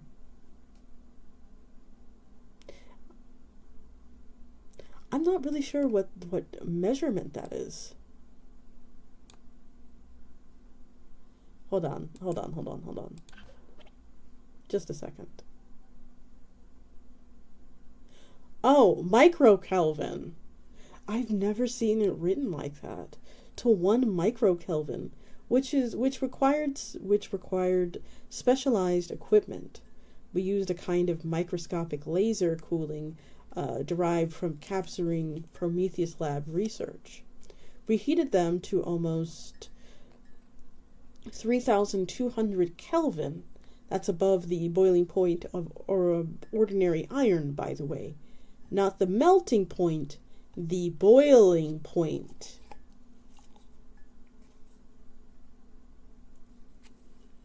They did not expand or contract. We've only ever seen this kind of behavior in the meta-real artifacts. Items that are platonically perfect or extrusions of higher dimensional objects. They do not conduct electricity. They gobble it up in a way that made me and my staff very nervous. When objects obviously malign, as these start absorbing the energy you give them, you stop providing them that energy if you aren't a fool. We stop the electrical current test early. They exhibit magnetic properties that you would expect from Fenris material, but they refuse to be moved. I've never seen anything like it. Magnetize them, and they will magnetize objects with less mass than you would expect, but wave the most powerful electromagnet you have over them, and they won't so much as wiggle. They cannot be bent mechanically. They cannot be stretched or compressed along any axis. They drip that foul, stinking blood constantly. They flake off rust regularly, but they never weigh any less. Hell, despite the apparent fragility of the oxidization on their surface, you cannot scratch even the rust patches, not even with a diamond drill bit. These things are apparently indestructible to any force we could bring against them. My recommendation is that they be sent to occult studies. I'll be glad to see them go. To be truthful, my staff have been jumpy since they got here. There's something sick about those spears, the sort of nastiness that belongs to those tight blues. Get them the hell out of my lab. Report on first breach. Prepared by Pilami Division Occult Studies Department Co-Chair, Professor Arthro Alejandro. I was not in the laboratory when the dimensional aperture opened. I was checking some figures in the base library, trying to suss out the energy redirection ratios with regards to mapping out the artifacts in the 5th and possibly 11th dimension. I'm led to understand that all of the personnel present when the portal was opened were subsequently killed. There might have been some questions on how our reality stabilization magic failed. methods fail. To understand the breakdown, one needs to understand the thaumaturgic mechanisms in place. Unfortunately, I don't think a lecture on practical metaphysics and quantum mechanics would be constructive at this point. You'll have to excuse my explanation for being both superficial and rather metaphor-heavy. To summarize, we use two overlapping methods to stabilize our brain locally. Firstly, you have what is known as a seeing eye transformer network.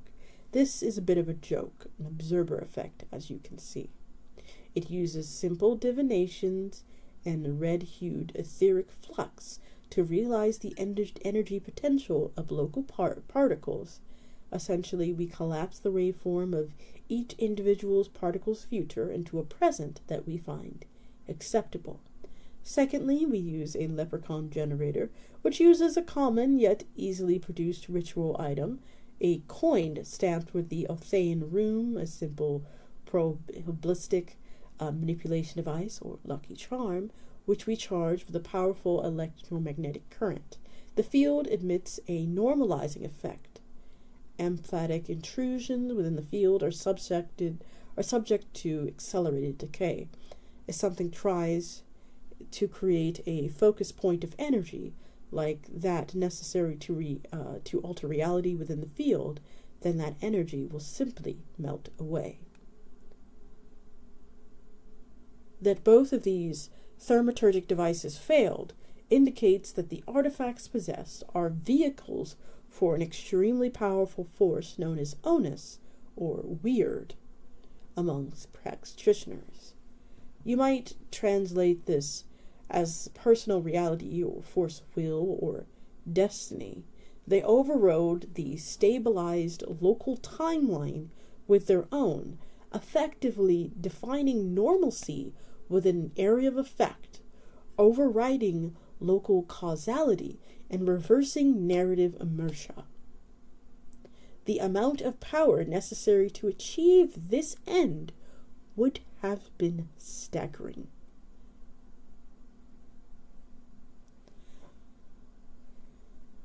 Combined with the consistent failure of all thaumaturgic events to liquidate the objects, and given they are quite obviously more powerful united than they are separated, the portal was found to be equidistant between the spheres when the hostile entities were finally repelled, and putting the spheres in different parts of the base has reduced, if not entirely eliminated, incident.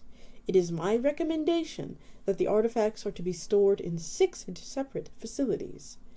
And if I may add a personal aside, I do not want these things here.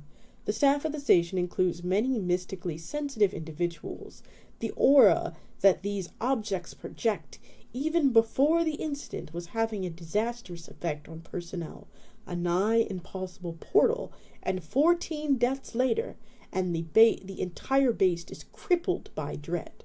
I request that all components of the artifact are to be removed from the base, and good riddance to bad magic.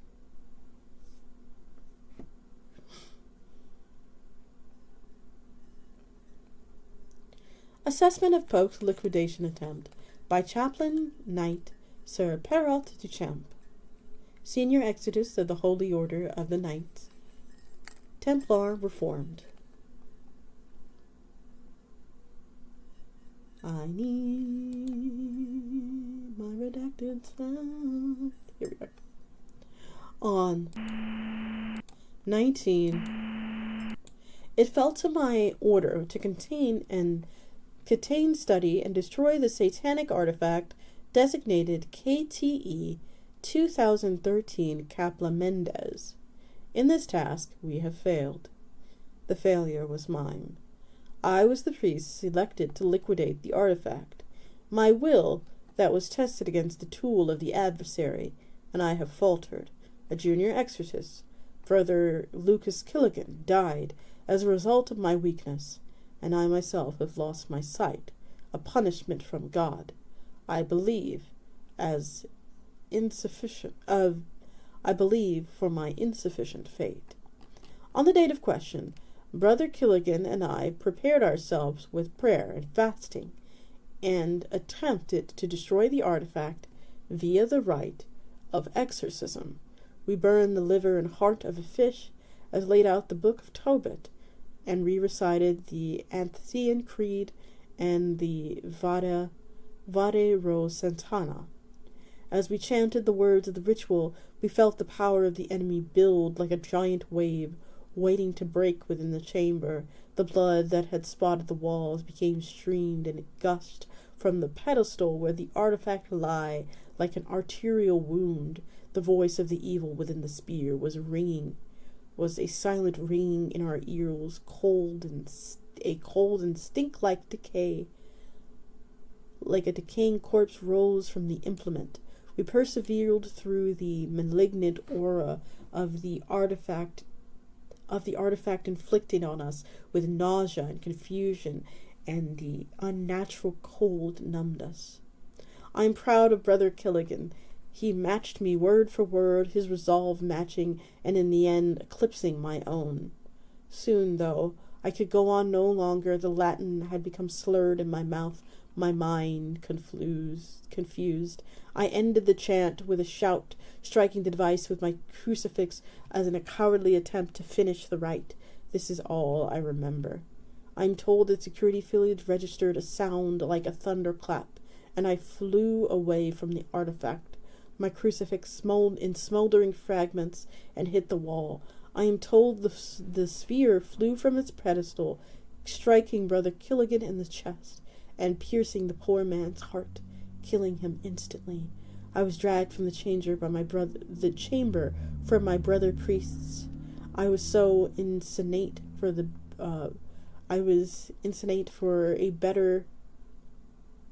better than a day. When I awoke, I was completely blind, though there had been no trauma to my eyes or brain. Brother Killigan's body could not be recovered from the chamber throughout the entire day. I was comatose. The noisome aura within the chamber persisted, and drove anyone who attempted to enter away. It is my great shame that only Brother Killigan was slain by my lapse, but that his body remained defiled in the vileness of that spear, transfixing him for the entirety of that day. I apologize to the Coalition Command for my failure. I wish I could offer contrition, but instead I can offer a plea. Let this cup pass from my lips. This artifact is too powerful, too great of a burden for a sinner as myself. For the sake of my brethren in the monastery, and for my own sake, please remove this demonic thing from our possession.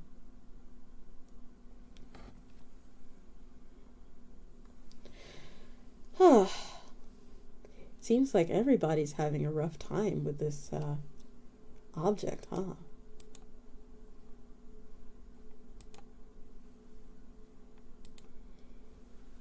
We'll take a short break.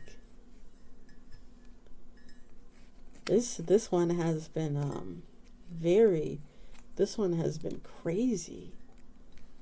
Not even the priests can destroy it. I wonder what it would take to destroy such an item.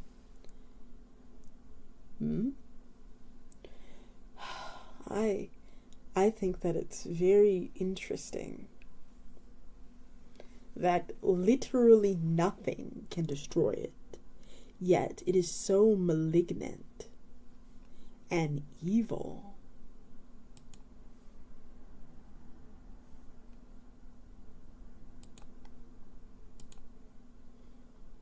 One second.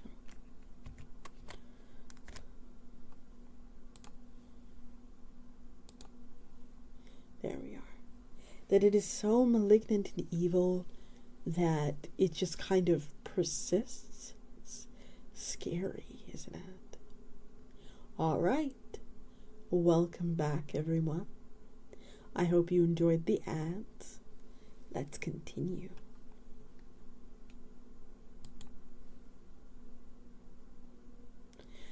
After action report on suppression of second breach prepared by Physics Division, Strike Team 1423 Redcaps.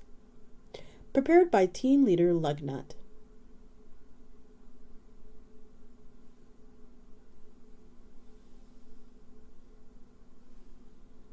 At approximately $1,400 on the date of question, Polonium Thaumaturgical Research Assistant Leonard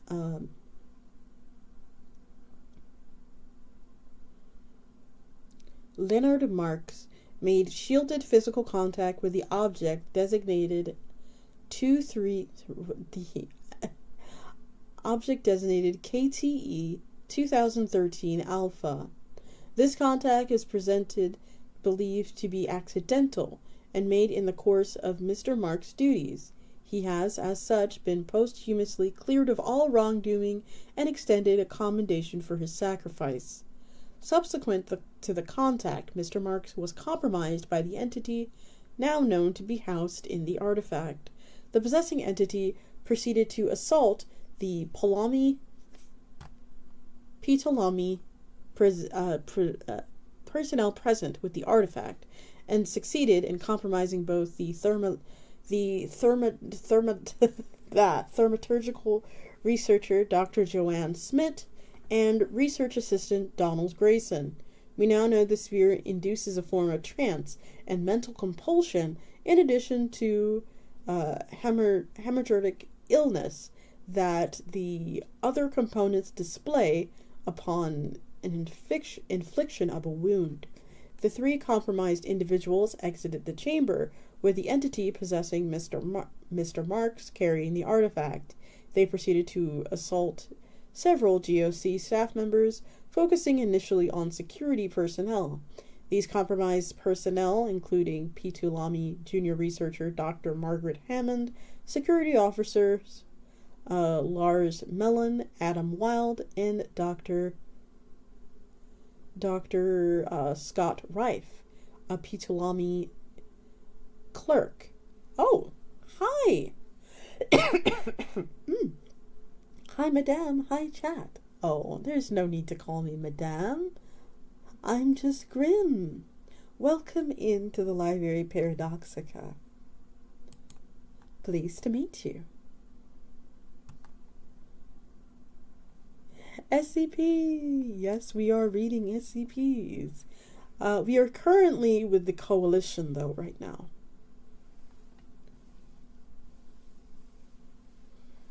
Continuing. Proceeded to secure the wing of the facility that had housed the artifact with weapons taken from the security office. It was at this point the personnel in the central security office, noting the breach on the facility camera, contacted Coalition Command, which in turn deployed our squad, Physics Division 1423 Redcaps. The Redcaps specialize in providing backup to Western European Coalition facilities under siege, taking back compromised facilities, and destroying compromised Coalition assets. We received our orders at approximately 14:20 and arrived at the facility at 1440 hours. We were outfitted in Mark II combat garments, white suits, with our primary weapons loaded with hollow point rounds and secondaries loaded with banishment rounds. Silver and cold forged iron double pentacle dispersion grid variant in the case of KTE 2032 Ragweed Mendez entity manifestation. We rendezvoused in the facility security, who provided us with a layout of the wing and all camera footage of the incident, and the compromised personnel had destroyed surveillance systems shortly after the breach was reported. We proceeded into the compromised wing under full cloaking, on the assumption that even if the possessing entity could perceive cloaked operatives, the other compromised personnel likely could not. The entity had by this time had all compromised personnel within the wing. However, rather than attempt to escape or assault the rest of the facility, it had gathered all compromised personnel around it and it was giving a speech. The contents of the speech are rendered more fully in the report's agenda, but in summary, the entity ranted semi-coherently about its own power and the insignificance of its enemies, and its inevitable destiny to rule the earth. The entity referred to himself as Ramavaduke, the Glorious.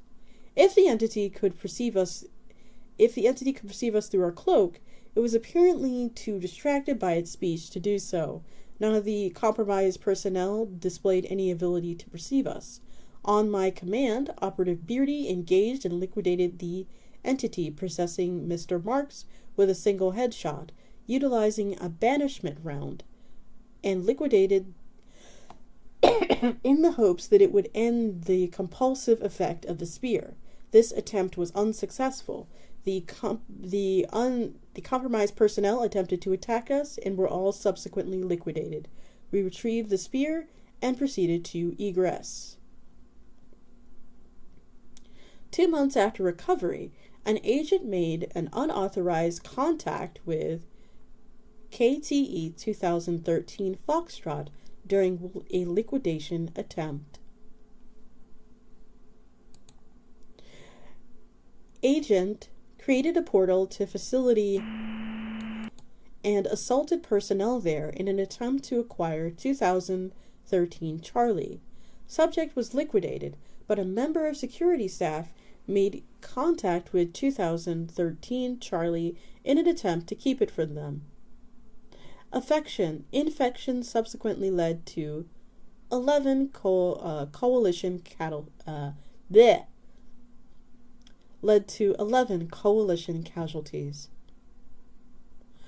It is definitely time for some more tea.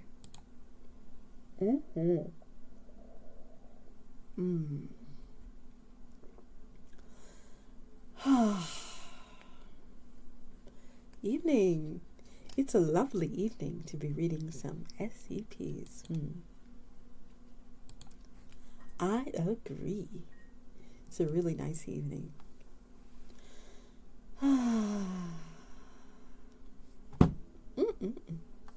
Let me go ahead and boop. There we go. I think that's a little bit better, honestly. I don't know. I don't know how I could even stand that. Oh my gosh.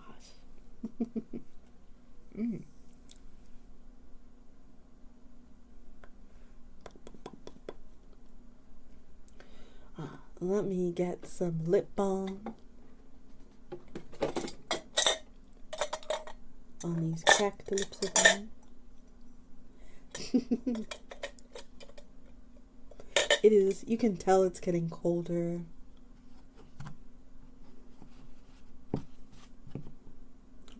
I have been using, it's around that time of year where your lips start to dry out. It's never a good time.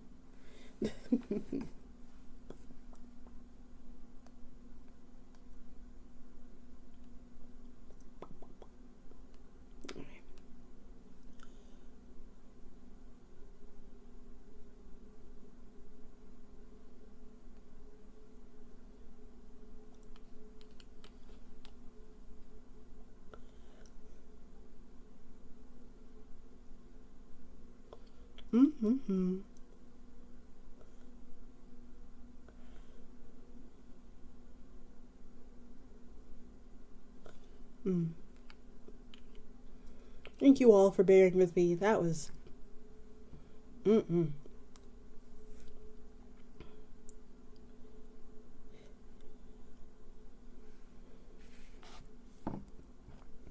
Sometimes you just need to put on a little bit of lip balm. This one's my favorite. It is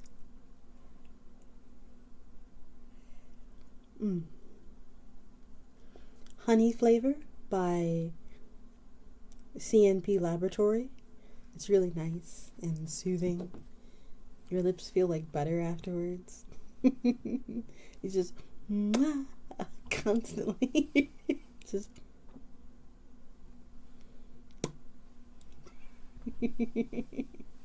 all right.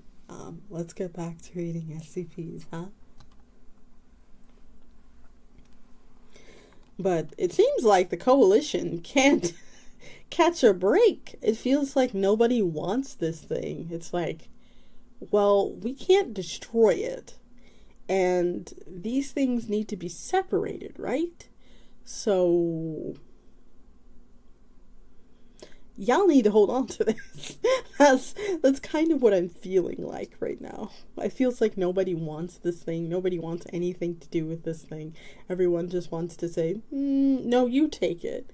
But they can't be like in the same place at the same time, or else there's a chance that a portal will appear and they'll, like, if somebody like stabs, or rather somebody gets possessed by it, one of them has the option of creating portals that will immediately take it to the other ones. Like, whew. Anyway, let's continue.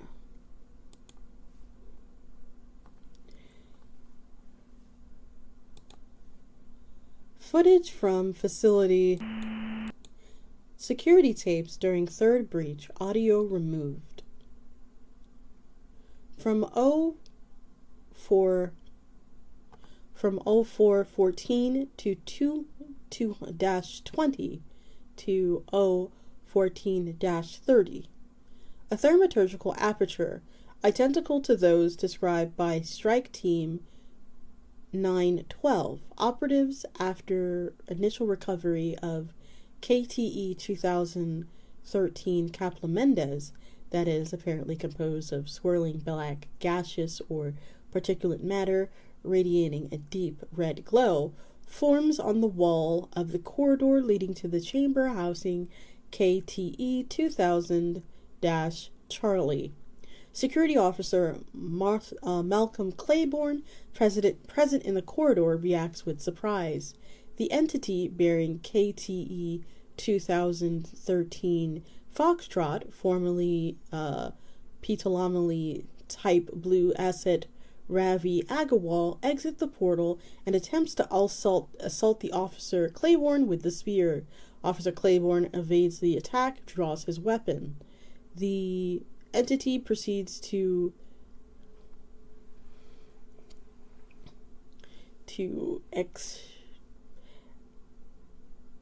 extriliate via the portal it had emerged from. Okay, it left. Okay, the extriliate from the portal that it emerged from. The portal then dissipates.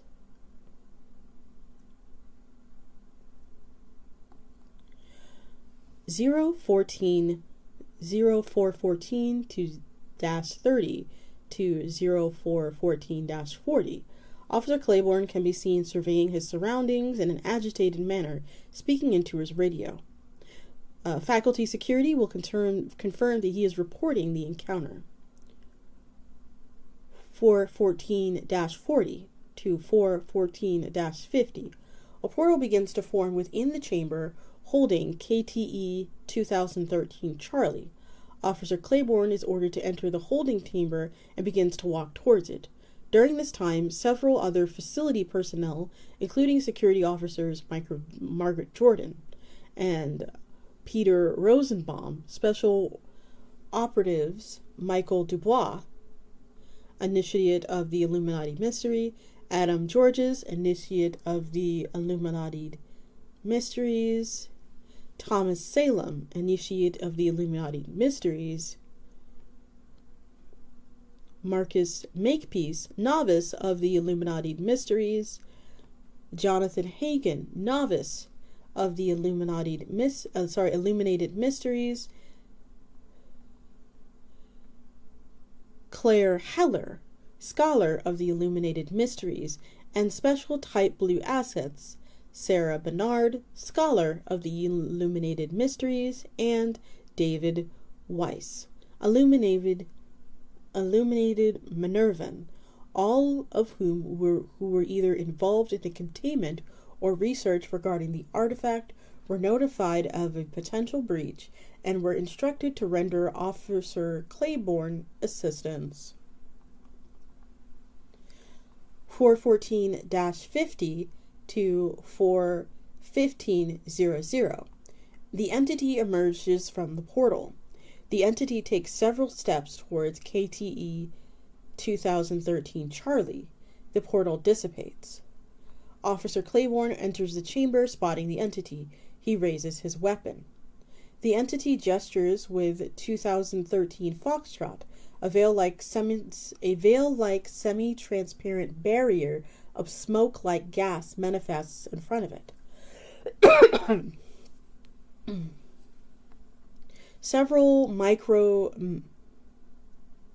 Smoke-like gas manifests in front of it.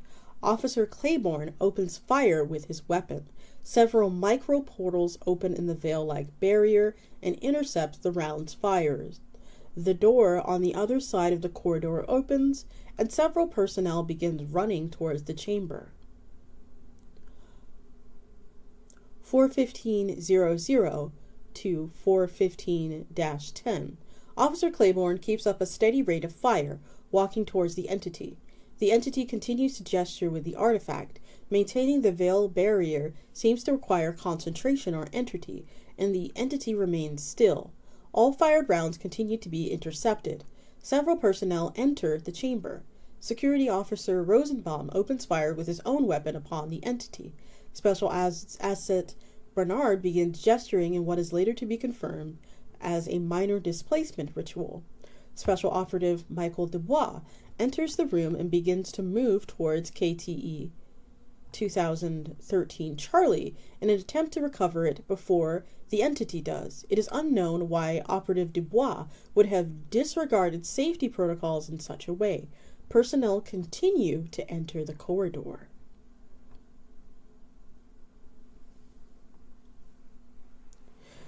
(415-10 to 415-20). Special Operative Dubois makes contact with KTE 2013 Charlie. The veil barrier manifest by the entity falters. It is unknown whether this was caused by the rate of fire against it, or Special Assets Bernard's displacement ritual, or a reaction to Dubois' action. Regardless, the entity is shot 14 times and killed instantly. The entity possessing Dubois begins gesturing with KTE 2013 Charlie and apparently shouting. Several personnel in the chamber turn to face him and are apparently surprised.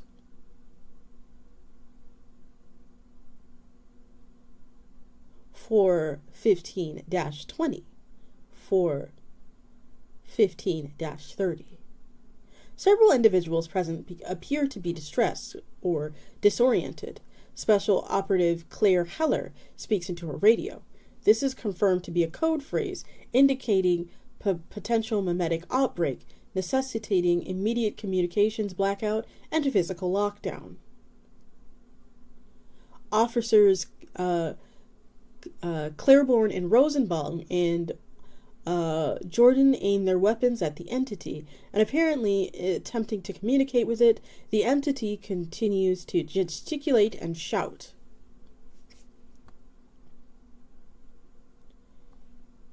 (415-30, 415-40).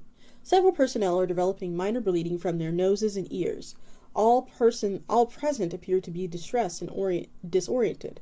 Later computer analysis of the audio will confirm that all personnel have been exposed to auditory cognitohazard.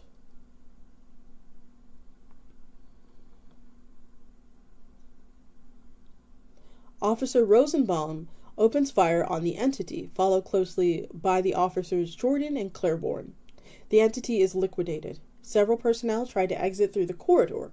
Personnel discover that they have been sealed in by the lockdown. Personnel appear to be extremely distressed. Accompanying post third breach memo from the office of the Illuminated Master Wilhelm of the Bavarian Illuminati. Get this thing out of my building.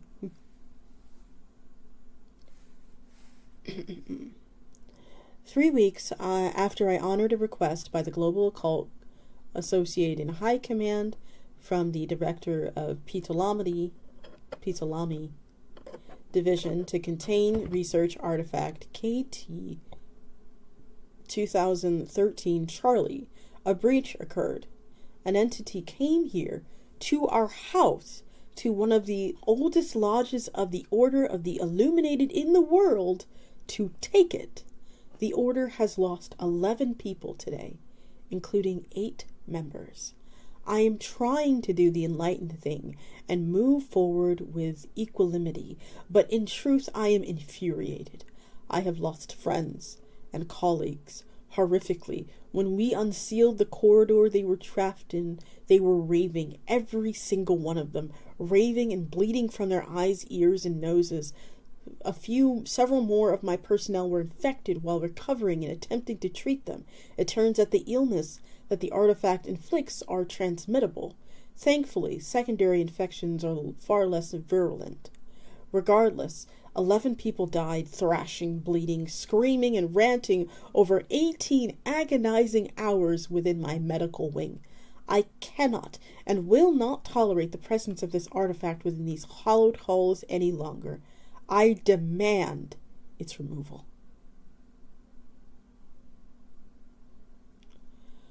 Whew, it seems like nobody wants this thing. After five months after recovery. How long is this one? Oh, okay, so we're almost done. 5 months after recovery, security agent made contact with KTE 2013 Echo as a result of delusion stemming from long-term exposure to item, a property which had not yet been noted until this point. Subject killed 2 coalition members and escaped.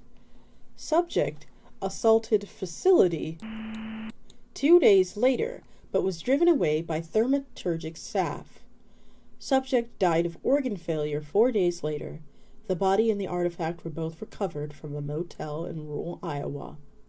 At this point, it was decided to seek out the assistance of the Foundation in containing the artifacts. Track and report on former security agent Bradley Nelson, LTE designated pending, prepared by Physics Department Assessment Team 721, Lazy Wolf. Prepared by Team Leader Bugs. This report is a summary of the actions leading up to the GOC security agent Bradley Nelson making unauthorized contact with KTE 2013 Echo, and the record or reconstructed actions of the entity housed in KTE 2013 Echo while possessing Agent Nielsen, and an account of the recovery of the artifact on 19 at 11:26 hours. Agent Nelson, a formerly decorated United States Army Ranger and 14-year coalition veteran, left his post at the security office outside the chamber where KTE 2013 Echo was held, entered the chamber, and made contact with the artifact. This was observed on the camera by security personnel who issued the alert.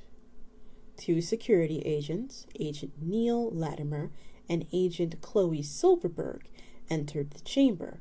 Rather than follow pure protocol and liquidate the entity, the personnel attempted to communicate with it, believing it to still be Agent Nielsen.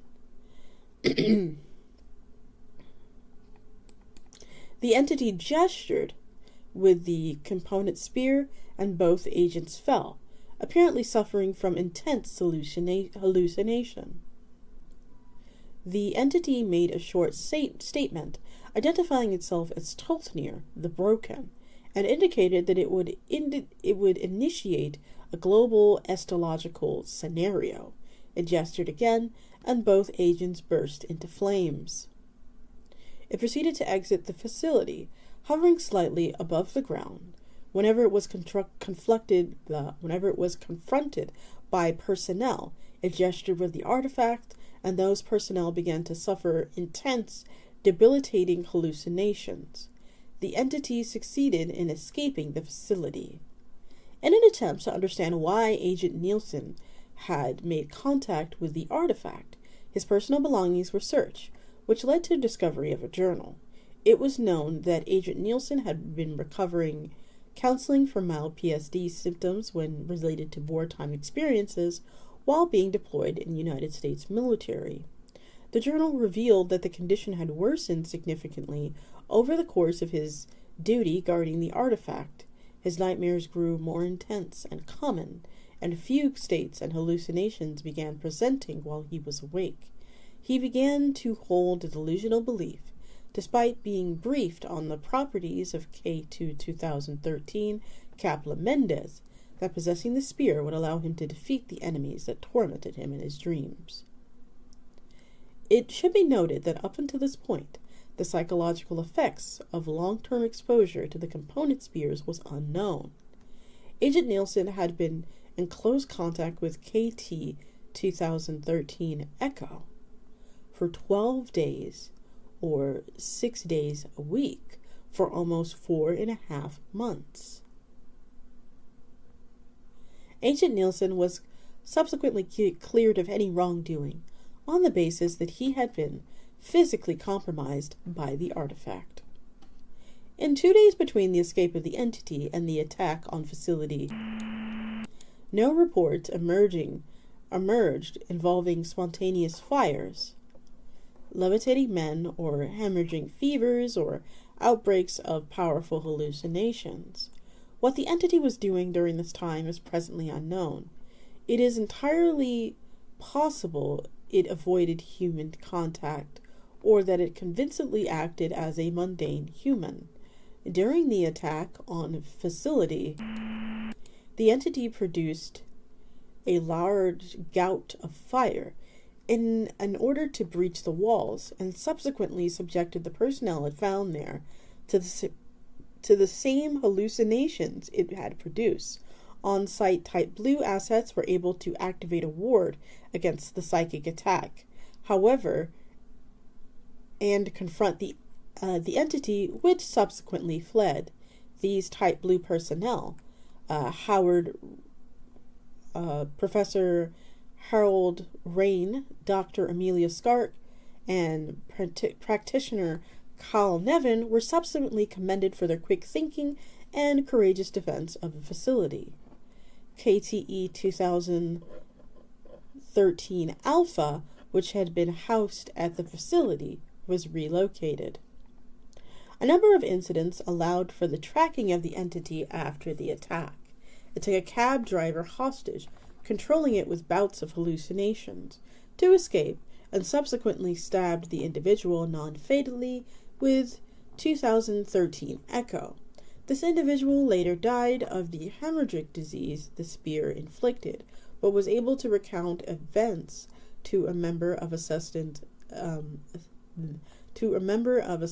Team 721, which was responding to reports of the illness, initially believed to be civilian medical personnel, to later be late-stage Ebola. A day later, a Montana State Police Department suffered what was described as spontaneous combustion. 2 days after that, a Minneapolis man was admitted to a psychiatric institution, reporting a psychotic break similar to that effected on GOC personnel by the entity, and a floating man carrying a sword. It had become obvious at this point that the entity was following Compound Alpha as it moved east. A final report, 3 days in rural Iowa, led Assessment Team 721 to a small motel, where a night clerk claimed he'd been threatened by a man with a rusty spear. We were able to misdirect the responding officers and remove many of the civilians using a chemical spill cover story. Veritas Imaging confirmed the presence of the sphere in the room. However, no heat signatures indicative of living organisms were detected with thermal imaging. The room was subsequently breached, and it was discovered that the entity was deceased. It had suffered extreme muscle atrophy, loss of bone density, and multiple organ failure, presumed as a result of using the sphere. Spear, not sphere, silly. The artifact and the body of Agent Nelson were recovered.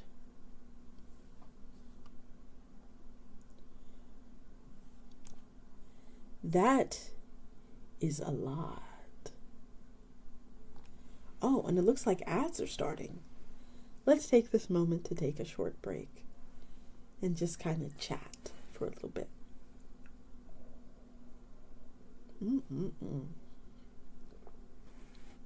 That was a saga. Oh my goodness. The coalition. Yeah, they're doing a lot to keep. I think we should get more into the Scarlet King stuff. Even though I do like this. I like this. But I want to hear more about the Scarlet King stuff. But this is interesting. It's interesting. Just contain the dang thing. No, they want to destroy it. Everyone has to, they have to destroy it, clearly. They have to destroy. Contain? No, we only know destroy. It's gotta die. It's gotta burst into, like, we have to figure out a way to